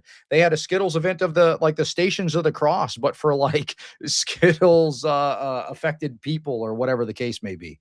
So basically, I mean, you can look at the various things that people would find wrong, migrant crisis, Skittles crisis, and all of these things. It's the Vatican that's at the forefront of a lot of this change, especially in the United States. Yeah, and this is exactly what Paul Williams noticed as a Roman Catholic, as a consultant to the FBI for many years on everything from organized crime, Eastern European gangs, Al-Qaeda, and then he went down this long rabbit hole of learning that, actually the Vatican as an institution is corrupt. But Cleave, what Liz Georgia said was that it's not just Catholic Charities, and I don't disagree with what you said. It's the institutional structure of the Roman Catholic Church in America that facilitated this on an institutional level. And also, Roman Catholics will lie and say, Catholic Charities is run by, quote, Middle Eastern people. No, it's not. It's run by boomers and Karens and Roman Catholics. It's not run by Middle Eastern people. So that's just not Yeah. true. You could go see who the board is that runs Catholic Charities, and it's all a bunch of boomers and Karens and weirdos. So that's who runs this. And I did want to play the last bit of this Nick clip here. And then 10 years later, they like revisited it. Yeah, but Lofton's quote of the clarification is not what Nick says. Yeah. And then 10 years later, they did it again. And then 10 years later, they did it again. If you look at the history on this, they have to basically keep circling back and revising it, because the way that it's written, it does sound like perennialism, which is this idea that there's an esoteric truth behind all world religions. So that means that all the world religions are basically just a cultural expression of the same thing. Because what Nostra Aetate says is it takes all the different world religions and says that the truth is something like a circle. And every world religion has a section of it. Nick has been listening to all the stuff I've been saying for many years, so I wish he would move in the right direction, because this is all the analogies and things I talk about. Have a certain percentage of it, a certain slice of the pie. This is exactly the argument I made. Judaism has revelation, they have the Torah, they have monotheism. Islam has the oneness of God, and I think it also talks about piety and some other things, and and so it works through all the different world religions and says, well, here's what they get right about God, and here's what they get right about this. And they say that only Christianity possesses the wholeness of the truth. Yeah, but it also says that these other religions are part of the plan of salvation, and that they participate in a salvific way right here, Lumen Gentium 16. Remember, guys, it is not just Nostra Aetate, it's also Lumen Gentium. Cleave? Yeah, I mean, I couldn't really hear the Nick thing because it doesn't play on my end. Oh, I'm but sorry. yeah. He was just saying that, Nostra Aetate and Lumen Gentium are basically saying perennialism, and that all the world religions kind of have pieces and percentages of the truth. Mhm. Well, I mean, this is certainly, the Vatican is certainly pushing for this kind of religious indifferentism. This was something that we had spoken about a little while ago.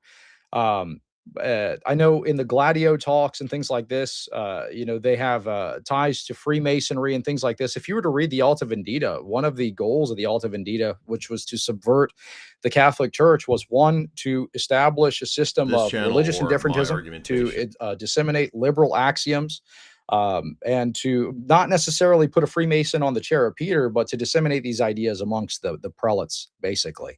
And that seems to have actually happened if you look at what the Vatican is pushing today. I was pointing this out in one of the Catholic news segments, because we cover a lot of the installments. So they'll appoint a new cardinal, they'll appoint a new bishop, a new archbishop, so on and so forth. A lot of these people who Leo is appointing are pro Skittles. They are, basically, I mean, almost every single one of them was pro Skittles. I could read you a couple of headlines real quick. One of the Brazilian bishops that was just recently appointed hosted a Skittles meeting in his own home in Brazil. They recently had James Martin on TV on Stephen Colbert's thing, saying that, Leo's going to continue Francis's Skittles acceptance stuff. And then Leo came out and basically said he wanted James Martin to go out there and say that on the Colbert show. We have multiple different appointments. They've actually selected a Skittles advocacy group to train seminarians. So not only are the new appointments people who are more amenable to this kind of, Skittles ideology, they're training the new priests that are coming in to be, pro Skittles. So you're really not going to have people that are going to try to wait this out. They're like, oh, maybe it's just this papacy. Maybe it's just for now. Those people are completely delusional. What he's doing is he's setting up a system so that this continues on long after he's gone. This is just like the Alta Vendita says, the soldier dies and the war goes on. When you're doing these kind of appointments, Tim Gordon actually pointed this out when Leo was elected. He did like a stream or whatever. He said Francis had a record number of appointments to cardinal. They elected like more cardinals than any other pope in history. When they're doing this, this isn't because they want to make policy changes. This is because they want to instill legacy. They want this to be a complete renovation of the church, instilling this kind of pro-Skittles ideology within the Roman Catholic Church. We're going to see a lot of big changes coming very soon, especially with the rate of, they are appointing these people. One big shocking one, one of the bishops that was appointed by Leo was the same one that invited a drag queen to speak to do the homily at his church for a all are welcome Skittles Pride Mass. So they have this drag queen, Nicole Murray Ramirez, big fat drag queen coming and doing the homily in their church. These are the people who are getting promoted. So in the Roman Catholic Church, if you're doing the most blasphemous stuff, you're going to get a promotion. I mean, this is not a shocker, though, when we saw recently with the Jubilee celebration, where Pope Leo literally sent a bishop that was pro-giving unrepentant Skittles people the Eucharist to go and celebrate the big Jubilee Pride Mass. I don't know if you realize that. He sent him there with the intent of giving these people the Eucharist. So, I mean, this is absolutely what he's pushing. It's a complete catastrophe. It's not going to get better anytime soon. And to Cleave's point about the Masonic ethos here, and I want to remind you guys that I will be debating two Freemasons. I think it's still Chase Geiser who is the chief opponent, and then some guy named Turbeville that I'm not familiar with. But if you guys want tickets to this weekend's Freemason live debate in Nashville, it is a ticketed event. I will give you guys a link right here. It is an Eventbrite link that it's actually pretty cheap. So it's not you're not going to be expending too much cash if you want to come to this debate. Here is the link right there to buy tickets. It's probably a 150 person venue, so it's not a massive venue, but it's going to be a lot of fun. It is this weekend, Saturday, April 18th at 6 p.m. in Nashville at Alabama Avenue. It's that little, you'll see it if you look it up on the map. It's like a little event venue that you can rent. It's $14. There is the link right there. It's hosted by two of Tucker's producers. So the sales, it says, are ending soon. So if you want to go, you better get your ticket now because it looks like it's almost sold out. So get your tickets right there. And the reason I'm bringing that up is I'm going to mention that in the Cambridge Companion to Hermeticism, this is Cambridge University puts this out. We read this on our way out to our Vegas event last year, Jamie and I did, and we did several talks from this book on Kabbalah, Hermeticism, all of that, and the Kabbalistic deity being bisexual, all that weird, crazy stuff. Well, the entry on Freemasonry in the Cambridge Companion has a fascinating admission about the idea of monotheism and the way that Freemasons view it. And I'm pointing this out because you're going to notice, wait a minute, this is the same argument Trent Doherty, Trent Horn, all the Roman Catholics pushing the idea that they're all monotheistic. Turns out that's exactly what the Freemasonic argument and doctrine is. Let me read you what the Cambridge Companion says. The 19th century was a heyday of colonialism, and Freemasonry came to be used as a tool to assimilate all the conquered people into Western cultures. Now, note that fits in with my thesis, or the Jessica Harlan Jacobs thesis, I should say. She's the academic, that the British Empire utilized Freemasonry as this kind of espionage network. Jews had been initiated into Masonic lodges from the 1730s onwards. The first Muslims to be initiated were the Persian diplomat Askar Khan Afshar in Paris in 1808. Jews and Muslims knew that the most central symbol of Freemasonry, the Temple of Solomon, from their own scriptures, so that the Masonic ritual could make at least some sense to them. But this was not the case with the non-Western religious background people. For them, Freemasonry meant something different if they had to be assimilated through this Western culture. It thus took until the 1840s for the first non-Westerner, a Parsi from India, to be initiated. And since Freemasonry was implicitly, quote, monotheistic, working to honor the great architect of the universe, it took until the 1870s before Hindus began to be admitted into Masonry. The majority of the non-Christian members, Jews and Muslims included, seem to have used Freemasonry as a tool of emancipation to recognize the dominant culture, etc.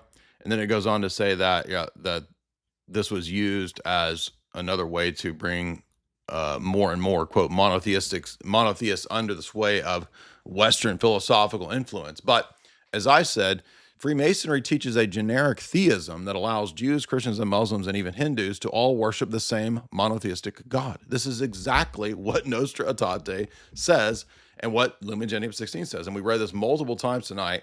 It's the natural theology deity that is not the Trinity. Last thing I'm going to say on this is, in preparation for the debate this weekend, I've been reading a bunch of Masonic texts. And guess what? Universally, they all teach this. I cannot find Masonic sources and authors and scholars that have any reference to the importance of the Trinity or the deity of Christ. In fact, they all deny it and downplay it to stress the generic monotheism, or it's not even really monotheism, because you could believe in Brahma, you could believe in any kind of higher power that somehow counts as, quote, monotheism or generic theism. And thus, I don't see why I couldn't be a Satanist and have the same position if I believe that Satan is the one God. Cleave? Yeah, I mean, I completely agree. This was something that you brought up when you had that discussion with Aiden Ross from Lore Lodge, who in your discussion with your buddy Tim Gordon.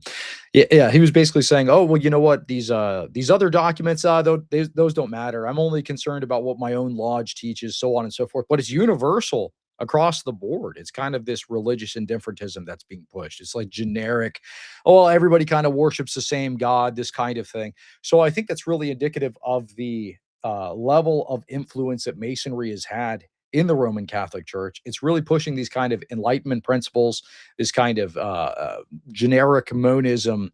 It's been sweeping through the Roman Catholic Church, I mean, like crazy lately. And this is evident in a lot of the different statements that they're making. I did want to, if you don't mind, I want to cover a couple of headlines because I was talking about appointments, because I think these are very important for what we may see coming up soon in the Roman Catholic Church. The German bishops have really been pushing for some massive changes within the Roman Catholic Church lately. And there's some speculation. I know Michael Lofton and a couple of other people have said there might be some kind of big schism coming up or whatever the case may be. But with this synodal path that they've chosen, basically German synodality, they want to be able to kind of vote on how they're going to interpret certain church teachings. And about 80% of the German bishops support Skittles marriage and things like this. What's most concerning about this are the people that they are appointing to high-level positions in the German's bishop conference. So this was in February. This was a headline. Bishop Heiner Wilmer elected today as a new chairman of the German Bishops' Conference. Wilmer is one of the most heterodox voices in the nation, strongly supports the German synodal way, so voting on basically how to interpret doctrine, these types of things. Wants to include female ordination to the priesthood, Skittles blessings, and changing more Catholic moral teaching. Was rumored to be Pope Francis's pick to lead the CDF, but Cardinal Pell, so on, scuppered the move. But now he's been elected. He's the new chairman of the German Bishops' Conference. And he is basically pushing for these types of changes within the German Catholic Church. So, namely, women priests, Skittles marriage, and changing Catholic teaching on morality. But he's not alone in this. Several of the German bishops support him. Bishop Batzing, German Catholic bishop, says church teaching on Skittles could be changed. They're floating this idea. We could change this. We could make this no longer a sin. We could make it so that people are able to get, married within the church, that have Skittles, Skittles wedding or whatever the case may be. They also recently did there was another German bishop that said Skittles is a part of God's plan of creation. I don't know if you saw this. This was very recent. This was April 8th that LifeSite had shared this. German bishop said, God actually made Skittles people Skittles. He made people this way. So who are we to say that they can't get married? These are the type of arguments that are coming from Catholic bishops. This is insane. Yes, and I want to remind people too of the big kerfluffle of fiducia supplicans when Francis's, I think maybe this is his last encyclical or letter or whatever. Francis said that there are there's non-married blessings for abnormal couples, right? And we'll see exactly what the wording is, because Roman Catholics are always dishonest about this, and they will say, yeah, but the document says that it doesn't, it leaves the teaching on marriage intact. Well, that just means there's a contradiction.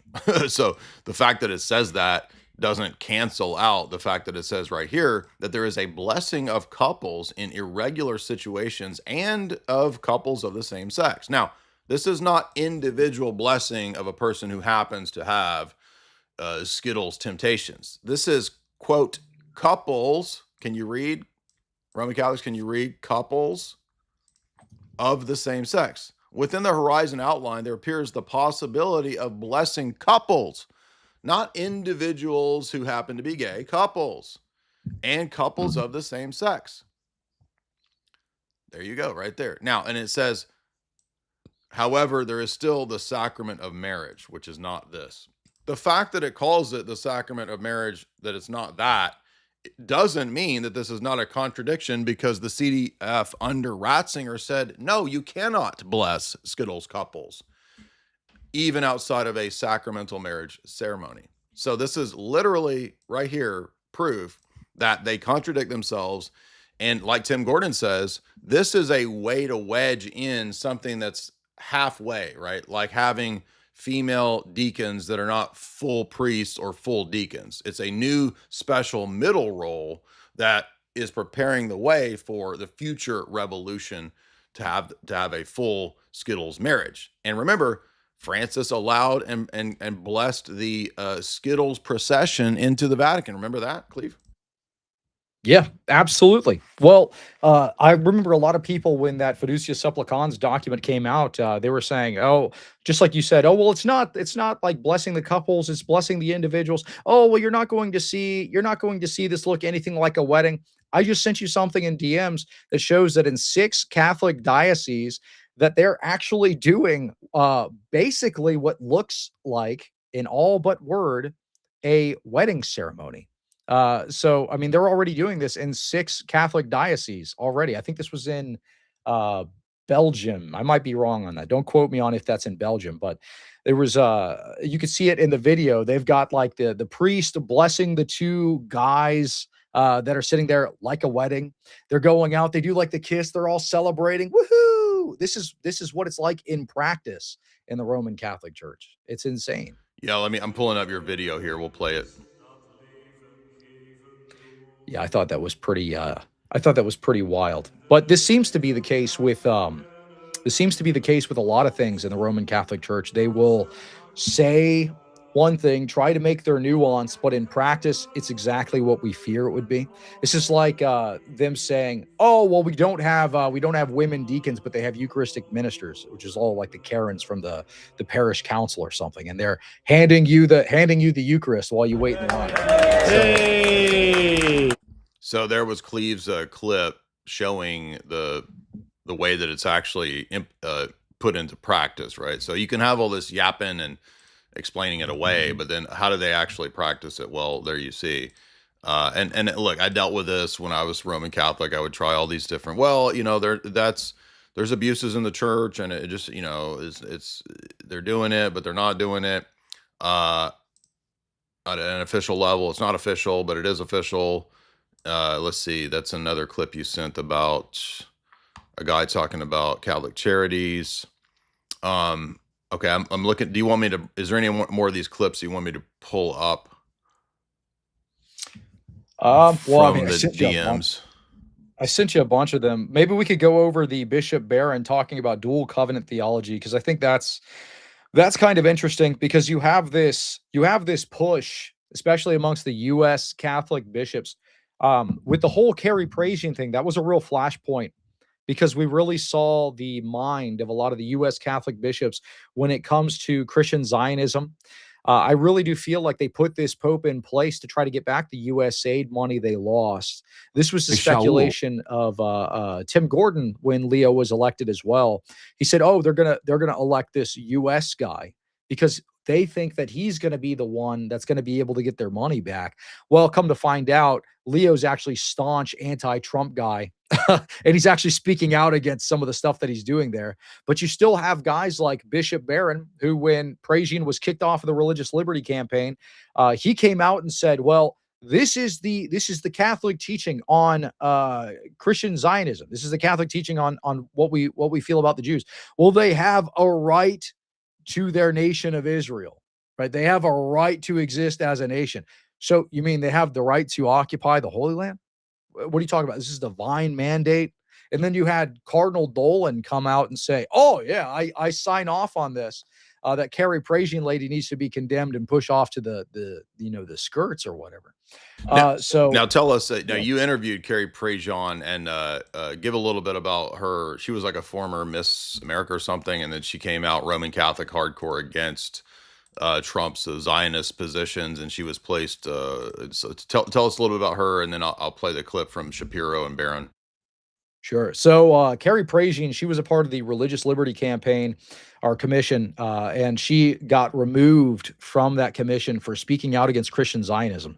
She said, basically, this is traditional Catholic teaching. We can't support this kind of dual covenant thing, because they were trying to push a definition of anti-Semitism that conflated anti-Semitism and anti-Zionism. So they were trying to mix these two terms, which we've actually seen them push into law in several states in the United States, including Florida. Ron DeSantis just recently passed this and said that you can actually be expelled from your university if you criticize Zionism. Some of the candidates that are running for governor next, Byron Donalds, he was saying that he was going to push this even further and make this like a hate crime or something. So there's some big changes coming down the pike. But Carrie Praisian, she was a model. She used to do these like beauty pageants for Trump's pageant organization or whatever. So she's known Trump for like 20 something years, for like a long time. I don't know if 20 years is accurate, but she's known him for a long time. So she was put on this commission at his recommendation and then booted off for opposing Christian Zionism and them trying to encroach basically the two things. So what was interesting was, I didn't share this to you in DMs, but I'll just talk about it. They had the last meeting of the Religious Liberty Commission. I think it was today or yesterday. And what did Bishop Barron decide to speak out on? Anti-Semitism. So he's doubling down. He's saying you cannot be the anti-Semitism in the United States is rampant. We need to crack down on this. We need to do ABC 1 to 3. So basically he's kissing the butt of the administration so that they can try to maybe get some favor and get some of that US aid money they lost back into the organization. Now, and I want to mention on the topic of Bishop Barron, he just said the other day, somebody found a clip of him saying that he does not believe that Adam and Eve were literal historical people, which is a direct denial of the teaching of Pius XII and Humani Generis, that every Roman Catholic has to affirm that Adam and Eve were historical figures, and that you cannot teach that they were symbolic, archetypal, ahistorical things. So he denies that. And then also, I think you covered him liking dudes or dude feet or something. What was it? Yeah, so he came out, he didn't know that on his Facebook his likes were public. So on his personal Facebook account, which they confirmed it was his actual account, his own ministry, Word on Fire, came out and said, yeah, this was actually Bishop Barron's account, but he was hacked. He was hacked. And what this hacker did, this devious hacker, he didn't post any scam links. He wasn't ripping people off. He wasn't doing any of this. All he was doing was he was liking dudes with abs, Brazilian dudes with abs, and Brazilian male feet. This is the big thing that was, this devious hacker made Bishop Barron's account like male feet. Yeah, okay, buddy. Yeah, right. I mean, if a hacker was gonna like fake false gay flag somebody, wouldn't they like a bunch of grinder stuff and like they would go full on, right? They wouldn't just do it some kind of like, oh, he just liked gay dudes' abs and feet. But um, yeah, I mean, well, listen, maybe he was doing some religious dialogue and he was looking for Allah's uncreated foot. Did you even consider that it was just like a Pachamama thing where he wanted to find Allah's uncreated foot? By the way, guys, yes, I will be debating Captain Crackrock again in about an hour and a half over on Modern Day Debate. And this one will be moderated by James over at MDD. And we are debating Trinity versus Unity. So we're not going to be specifically debating his cult, which could be better or worse. I'm not sure exactly how this will go down.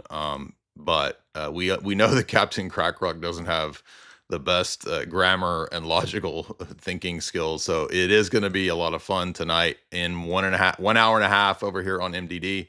So be sure and check that out. Now, Cleave, this is just now breaking, and it is apparently Pope Leo is right now signing what's called the Golden Book. I've never heard of the Golden Book, but inside Algeria's Great Mosque, there is now a joint declaration that Leo is signing the super alliance between Islam and people. This is what people are saying on Twitter. I don't know exactly what this signature is, but it's some giant mosque with a golden book and some big fat imam that's standing there, and he's writing his signature. Maybe this is the tablet, right? Allah has a tablet under his throne, and maybe Leo is signing the great tablet or something. I don't know what this is, but I'll play a little bit of this, and I'll leave the mic on so maybe you can hear some of this, Cleave.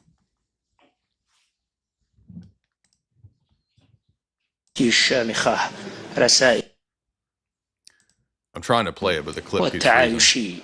إلى كل أقطار العالم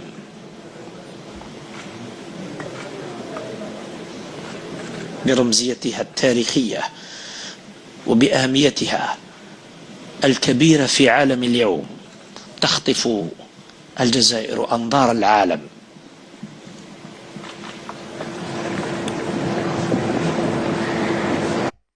Can anybody tell us what the Golden Book is? Because I think that would be significant. I mean, I feel like, okay, this is a significant moment in Catholic-Muslim relations. What even is this? What is the Golden Book? The Golden Book of Honor is an official guest book for high-ranking visitors and dignitaries. So Leo said in the book, here's what he wrote: "May the mercy of the Most High God keep the Algerian people and the entire human family in peace and freedom." So this is another one of those sort of joint declaration type things. Remember when Francis did the Declaration on Human Fraternity with the Grand Imam? It's like the exact same thing as that. Any thoughts on this, Cleave? Yeah, I mean, like I was saying earlier, I don't think it's any mistake that he was using the term communion for Muslims and Christians and things like this. He's only going to continue to push for this kind of greater unity of the various religious groups. He's pushing for Anglicans to come back into communion. Oh, well, we already have the same faith. We already believe the same God. Why don't we just come back into communion? Who cares if you have women priests? Who cares if you have the women archbishop? Who cares if you have ABC 1, 2, 3? Just come back and bend the knee to the Pope and you'll be all right. The same kind of like pseudo communion it seems like he's pushing for with Islam, though I don't think it's going to be visible. This will probably be some kind of like invisible nominal unity that he's pushing for. He's making certain moves towards this. Well, let's remember, and this is my post from a couple years ago, this is Francis's push for the Abrahamic Faith Center, which they erected, which is this sort of new idea that, well, we all share the same Abrahamic faith, the very Masonic natural theology position that Vatican II teaches. And here's that video right here.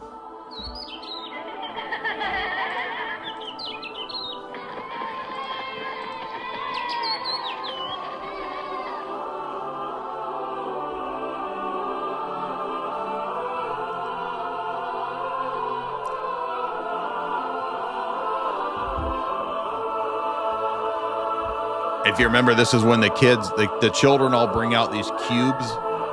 The children bring 3 like energy cubes out of like Transformers or something, and they all bring the cubes together in one Masonic cube worship.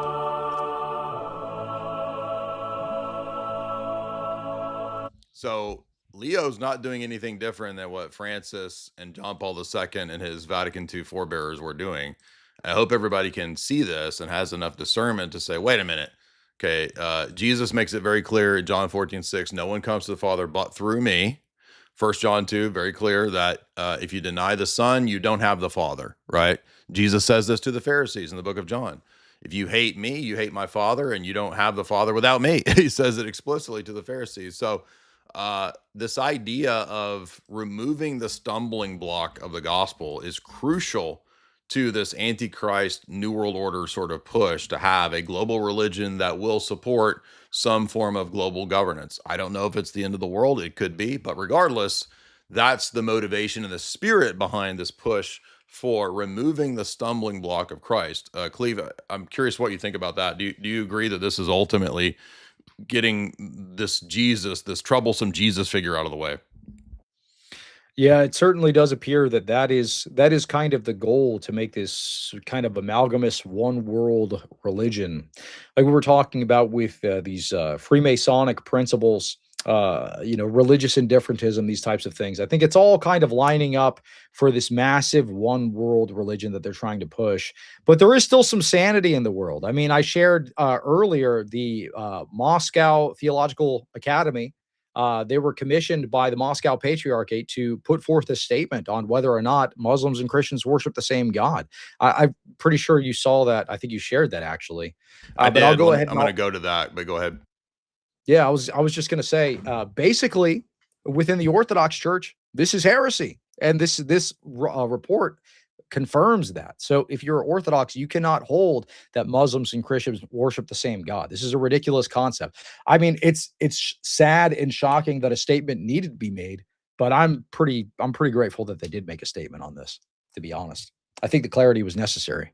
Exactly, and I'm glad that they did that, especially given the fact that Kirill has made some problematic, erroneous statements in the past, and so I'm glad to see that Russian Orthodox Church Moscow Theological Academy has stated, quote, Islam and Orthodox Christianity are radically incompatible. Muslims and Christians believe in one God, while it is implied that it's the same God, but it is not, in fact. And then here is the document itself. It says, it is a heresy to say that it's the same God. It is a heresy to say that Muslims and Christians believe in Jesus Christ in the same way, that it's the same messenger of God or the same prophet.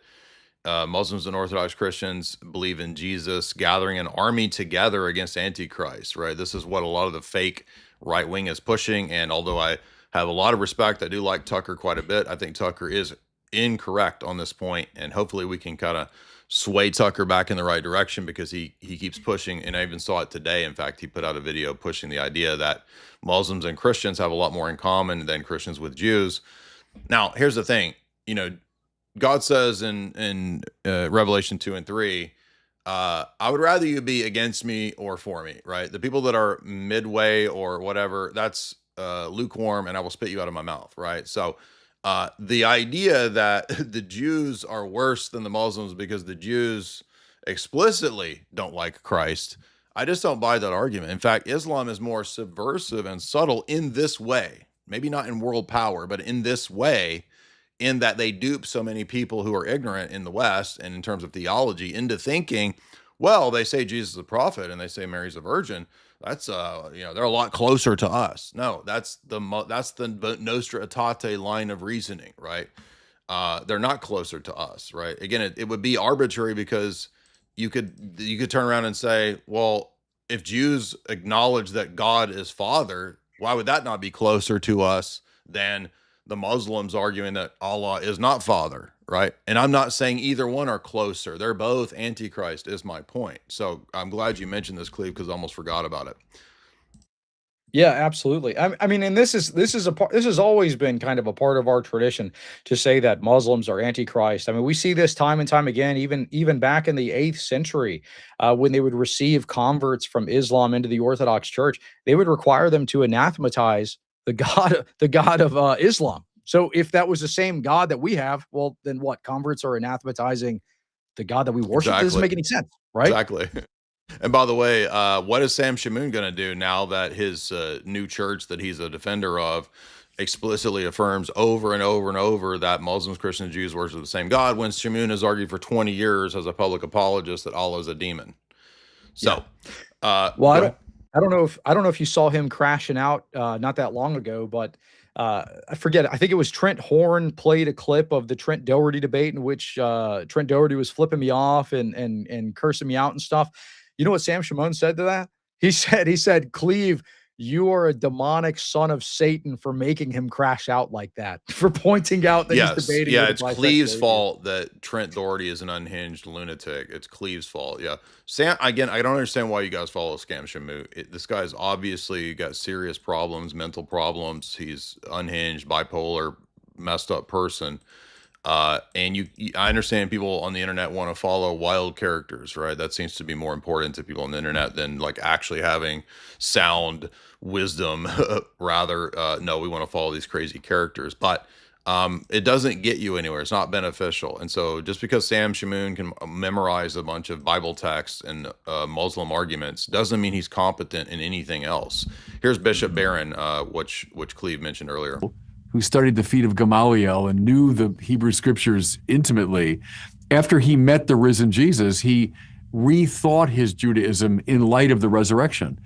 And it's also why when Paul went to these towns in the Eastern Mediterranean, he first went to synagogues, because the Jews would understand his message, that the story of Israel has come to its fulfillment. That's why, see, we are tied to Israel. That's, the recent popes have made that claim. It's up and down the Christian centuries. I want to comment on this because this is where the geopolitical angle comes in. As I've hammered the last several months, if you read Gordon Thomas's book on the history of the Mossad, Gideon's Spies, which is a sort of forgotten big geopolitical, journalist text, it's not a conspiracy book. He argued back in around the year 2000 that it was precisely because the Mossad had bugged the Vatican and put a lot of pressure on John Paul II that John Paul II recognized the nation state of Israel, which had never been done before, which again proves my point about the importance of John Paul II's relationship to people like Jerzy Kluger in Darcy O'Brien's book, The Hidden Pope, because he revolutionized the Roman Catholic perspective on how they were supposed to view rabbinic Judaism. Now, note that right there, Bishop Barron conflated the modern Zionist nation state of Israel with the Old Testament Hebrew Israel. That's a false equivocation, which the Vatican didn't even recognize, you see, until John Paul II officially recognized the nation state of Israel. Do you see what I'm saying here? Despite a terrible history of anti-Semitism that pops up, but the great Christian truth is we're tied to Israel. You cannot understand Jesus without reference to Israel, because we see him as the fulfillment. As Paul said, yes to all the promises made to Israel. So that's why anything like anti-Semitism from a Christian standpoint is intellectually incoherent. Now, again, this is equivocating on, quote, Israel and Jerusalem with the idea that the present-day atheist socialist nation-state of Israel, the Zionist state, is the equivalent to the Old Testament Hebrew nation-state of Israel, right? Now, let's look at what I'm talking about. The Vatican formally recognized the nation-state of Israel through the signing of what's called the Fundamental Agreement, December 30th, 1993. This is under John Paul II. This move marked a major shift driven by John Paul II through Nostra Aetate's declaration. There you go. This is what I'm trying to say, is that the Vatican II papacy is not just a syncretist globalist institution, it's also a Judaized institution. And you just heard it from Bishop Barron's own mouth right there. Well, why do you think it is? It does seem like there has been a resurgence of the Marcion heresy that is making this same exact line of reason. I mean, Cardinal Bolin signed off on this as well. Right. It seems like a lot of the U.S. bishops, especially, are really pushing Christian Zionism. So, I mean, I don't really understand how the kind of like lay movement to try to get this stuff rejected or go back to traditional Catholic teaching is going to really bear any fruit. I mean, I sympathized with them. Don't get me wrong. You know, I've had several of them on my channel to kind of plead their case. But we had people just like Joe Enders was terminated from his job at a local parish for speaking out against Christian Zionism. So this has far-reaching implications. This isn't just some kind of like high-in-the-sky intellectual idea. This is something that's impacting parish life. And this is something that's affecting geopolitics as well. So you have bishops that are in these meetings with the United States government saying that, well, our number one focus right now needs to be on anti-Semitism. We need to be pushing back against anti-Semitism. Well, where does this really get us? This is a religious institution that's going to be pushing basically for increased censorship online. And it's my fear that we're going to go back to like the COVID era type censorship levels.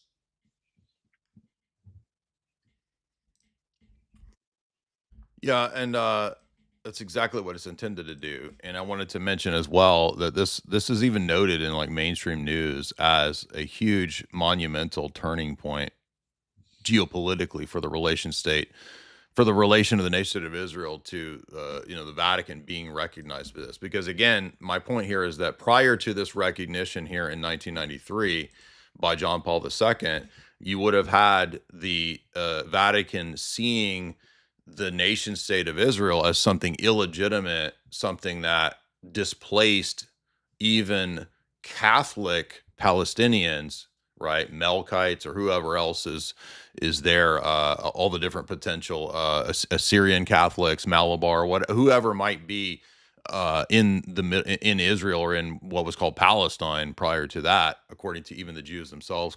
Rothschilds called it Palestine land in their letters and papers when they were buying the land from the Turkish Sultan. So you see that they had the same view that we have, right? Prior to this 1993 recognition, their stance is what we're saying. There's no equivalence between the Zionist nation state of Israel of Moses Hess and Theodor Herzl and Chaim Weizmann and whoever else, Rothschild.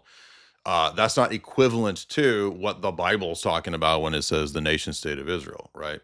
And that's because now that the new covenant has come, there is no political nation state of Israel that has some due moral equivalence recognition that is binding upon everybody. Jews can have their existence and they can have perhaps some state, but that doesn't equate to me having to accept a moral obligation to today's nation state of Israel. That's the thing that they can't demonstrate, right? Remember when Andrew Wilson debated Ridvan, right? They had this debate. Yeah. What is the moral obligation that I have as a Christian to support the present atheist nation state of Israel? There's no clear binding argument there. And then they end up saying, like Mike Huckabee, well, the UN recognized it. I'm sorry. So now I'm supposed to be bound by the United Nations. I thought you were a Baptist pastor. Baptists don't care what the United Nations says typically. So now we have to be globalists. It's just so silly.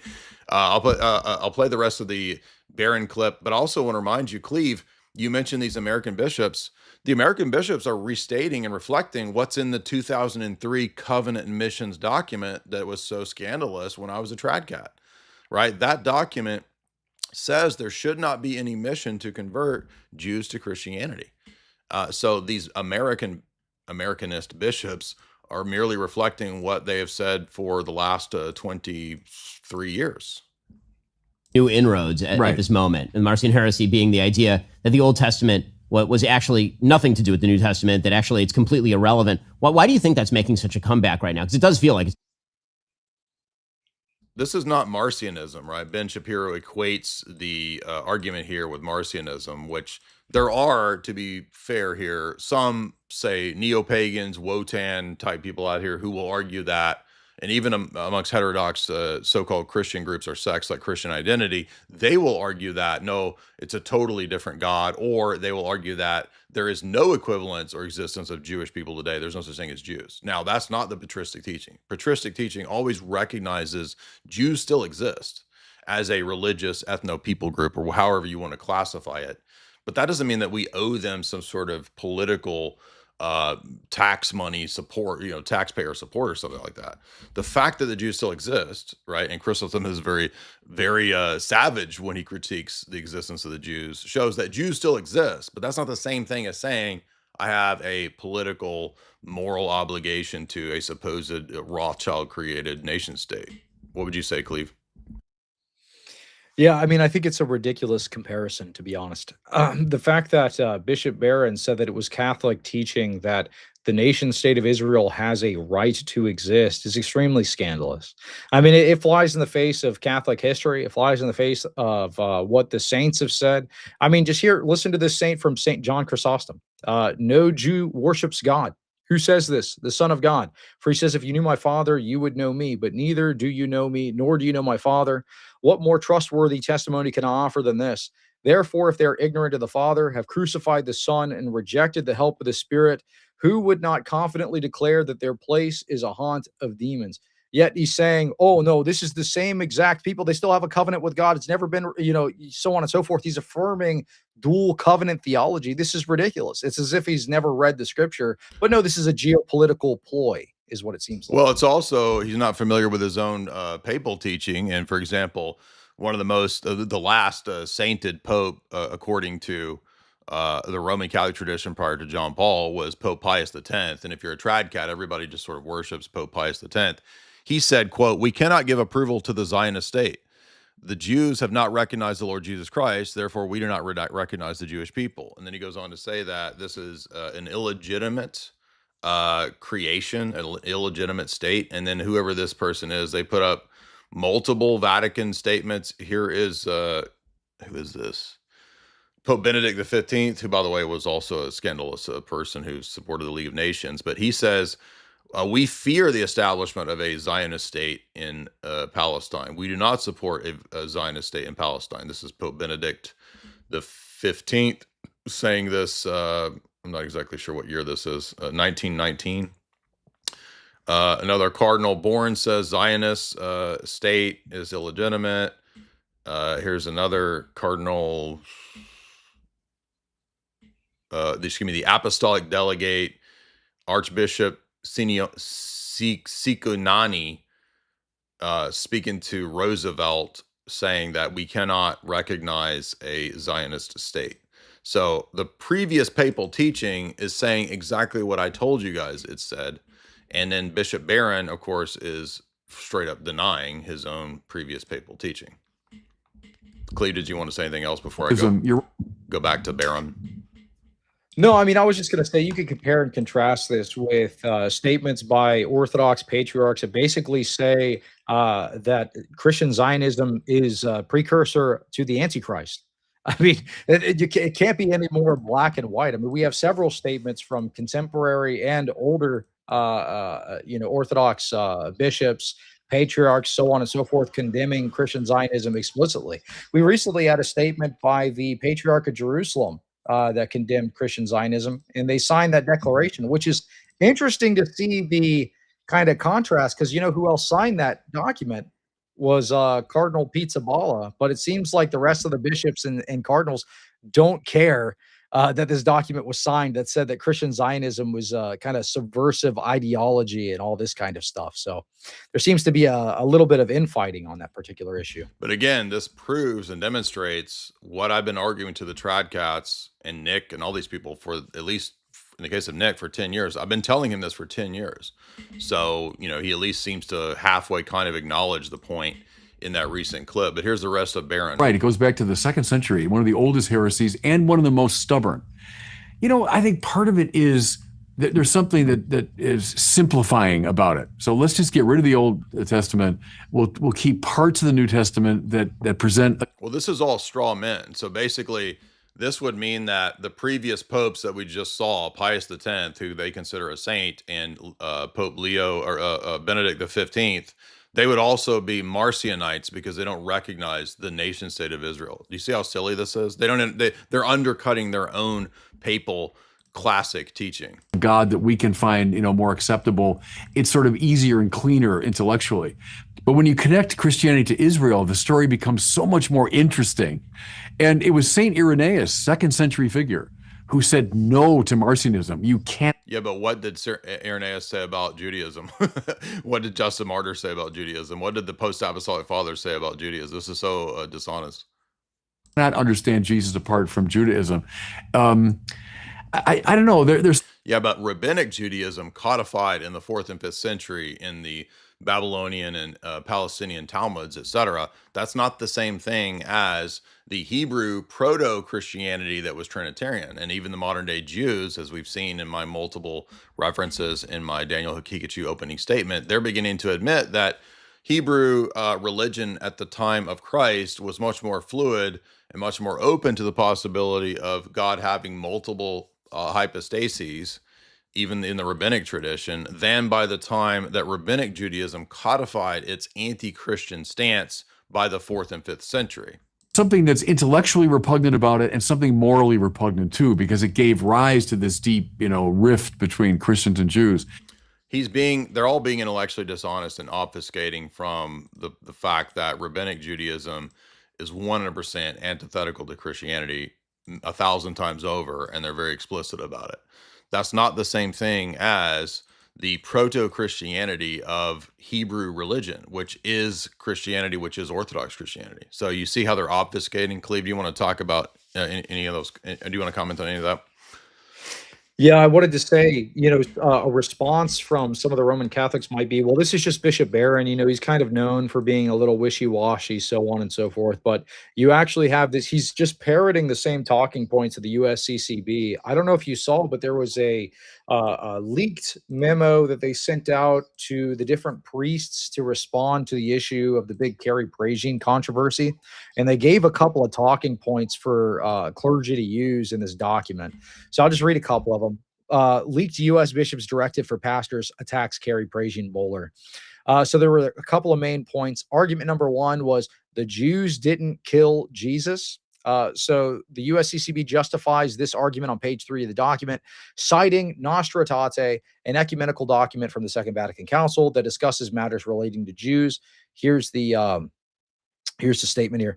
Nostra Aetate, the declaration on the relation of the church to non-Christian religions promulgated at the conclusion of the Second Vatican Council, firmly rejects the charge of deicide leveled collectively for many centuries against the Jewish people. Okay, so they're saying that Nostra Aetate says the Jews didn't kill Jesus, which if you were to read scripture, it literally just says the Jews killed Jesus. But anyway, they had a second argument. They said God's covenant with the Jewish people had not been revoked, but it continues. So on page 3 of the document, they cite Nostra Aetate again, and this is what they say. Nostra Aetate affirms God holds the Jews most dear for the sake of their fathers. He does not repent of the gifts he makes or of the calls he issues, such as the witness of the apostle, and he cites Romans 11:28. In company with the prophets and the same apostle, the church awaits the day known to God alone, on which all the people will address the Lord in a single voice and serve him shoulder to shoulder. And then they cite Nostra Aetate 4. Paragraph 6 of the same section declares the Jewish people should not be understood or presented as rejected or cursed by God. So they're saying Jews are not rejected, they're not cursed. People that are in the religion of Judaism, their covenant still continues today. So it teaches dual covenant theology, and they're using Nostra Aetate as a proof text of this. So they make a number of different arguments, but those were the two biggest kind of most glaring ones. There was a third argument here. They said Catholics can appreciate the religious attachment that the Jewish people have to the land of Israel, but they kind of nuance this and they say, well, we can just say they have a right to the land of Israel from a historical context rather than theological. So they're saying we're not actually affirming dispensationalism, but they contradict their same point with argument number 2 that says the covenant isn't rejected, that they still have a right to the land based on the covenant. So they're being mealy-mouthed. And this was all in a document that was leaked that they were pushing to, clergy as talking points to use in any interviews, whatever the case may be, with the issue of the Carrie Prejean ousting. So kind of interesting. Yeah, now I'm going to have to get ready for tonight's debate. We'll be debating on Modern Day Debate channel in 1 hour. Me versus Captain Crackrock on the Trinity in the Bible versus his made-up cult Unitarian teaching. I wanted to note here, tying in with what Cleave just said, the Latin Mass traditionally included the Good Friday prayer for the conversion of the Jews, which included the phrase pro perfidies Judaeus, which translates to perfidious or faithless. The phrase, viewed by critics as anti-Semitic, was taken out by John the 23rd. And then it goes on to note that there have been significant revisions to Catholic theology on this. No. So what's the liturgical Latin Mass attitude towards Rabbinic Judaism prior to John the 23rd, the Vatican II Pope? Oh, the exact opposite of what all of these people are telling you. And here's, I forgot to put this one up. Here's Leo says that the Algiers Mosque is a proper space for God, capital G. Again, showing you that Muslims worship the one true God, the same as Christians in their view. So let's get to super chats. We got to get through quite a few of these. And if there's one relevant to me and Cleave, I will let Cleave answer, of course. Let's see.